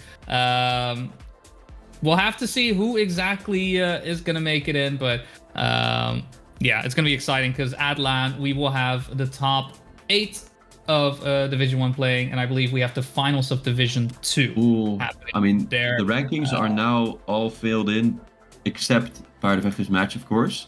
Yeah, I mean, we got to take a look at this. This is crazy. Oh yeah, this gives us the image. This is how pivotal this match was that we watched just now. If we can get that on screen, that would be lovely. Yeah, Alex, the only one flawless throughout as the fight between him and Pupur. It was Alex coming out on top. So Pupur on 19, but still 2 players definitely to look out for at LAN. And then we get a couple of ties. Yeah, you have Jussi and Young, who both ended up on 16 points, both winning their last match. It's Danny and Timmy's, both on 15 points, shared 5th place, which then in turn, of course, is 5th and 6th. So that's 6 spots already filled in for the LAN. But then you get to 7th place, Mitra, 14 points. He's safe. Astronaut, though, he's on 13. If Paardenvechter gets 2nd or 1st in his last match, and I think, yeah, because did Paardenvechter win against Astronaut, actually? Oh, yeah, because Astronaut came in last and Paardenvechter came in 2nd in the match. Yeah, yeah. They only played each other once. Never mind. I thought there was a different way or a different match as well, but is one. So yeah, if Paardenvechter gets 2nd or 1st in his next match, he is gonna overtake Astronaut and get that last LAN spot. Just snatch that away from Astronaut, but actually, Tarpor did win his last match. Didn't have a good streak and decided to get some good rounds in. So GG's to him as well. I don't unfortunately didn't see his best performance on stream, but hopefully he's going to be there next. I think he's going to be at the LAN. I think I heard him say something about it. We'll see. And I mean, if for those not at the LAN, look, maybe if you're at the LAN, you are a certified frikandelbroodje, and who doesn't want to be a frikandelbroodje, right? I mean, come on. It's one of the greatest snacks out there. It's gotten me through a lot of classes back in the day. I definitely say back in the day. I know how old I am. It's definitely something to be looking forward to. So be sure to get your tickets. Use the link up. And for those, I believe, not using PayPal, I believe a Tiki is also available for those Dutchies out there who may be wanting to use that. Either way. Hopefully we will see you guys in Enschede, and depending on what happens in the match upcoming, we will either see Astronaut or Paardenvechter in that top 8 for Division 1. So yeah, I think for now, I think it's time we close it out. We say goodbye to all you lovely people out there. Happy Easter once again. Happy Easter. Big thank you to production. Big thank you to all the organizers. You know you are. And again, we've said it probably 20 times already today. Be at the LAN next week. Be there or be square. 11th of April, Saturday. Great day to be there. It's the best day. No, I can't do an impression. If you're not able to be there, but you still want to watch, we're going to be streaming. Be sure to follow the Benelux Twitch channel as well if you haven't. And we're going to be here in the afternoon, maybe early afternoon, I think. We'll start the stream and then we'll take you through the whole day. So I'm looking forward to it. I hope you are too. And sure. It's going to be a blast for sure. Exactly. Well, you know what? I'm going to say goodbye. I don't like long goodbyes. So bye-bye. See you Saturday. And enjoy the rest of your weekend. Bye, guys. See you guys.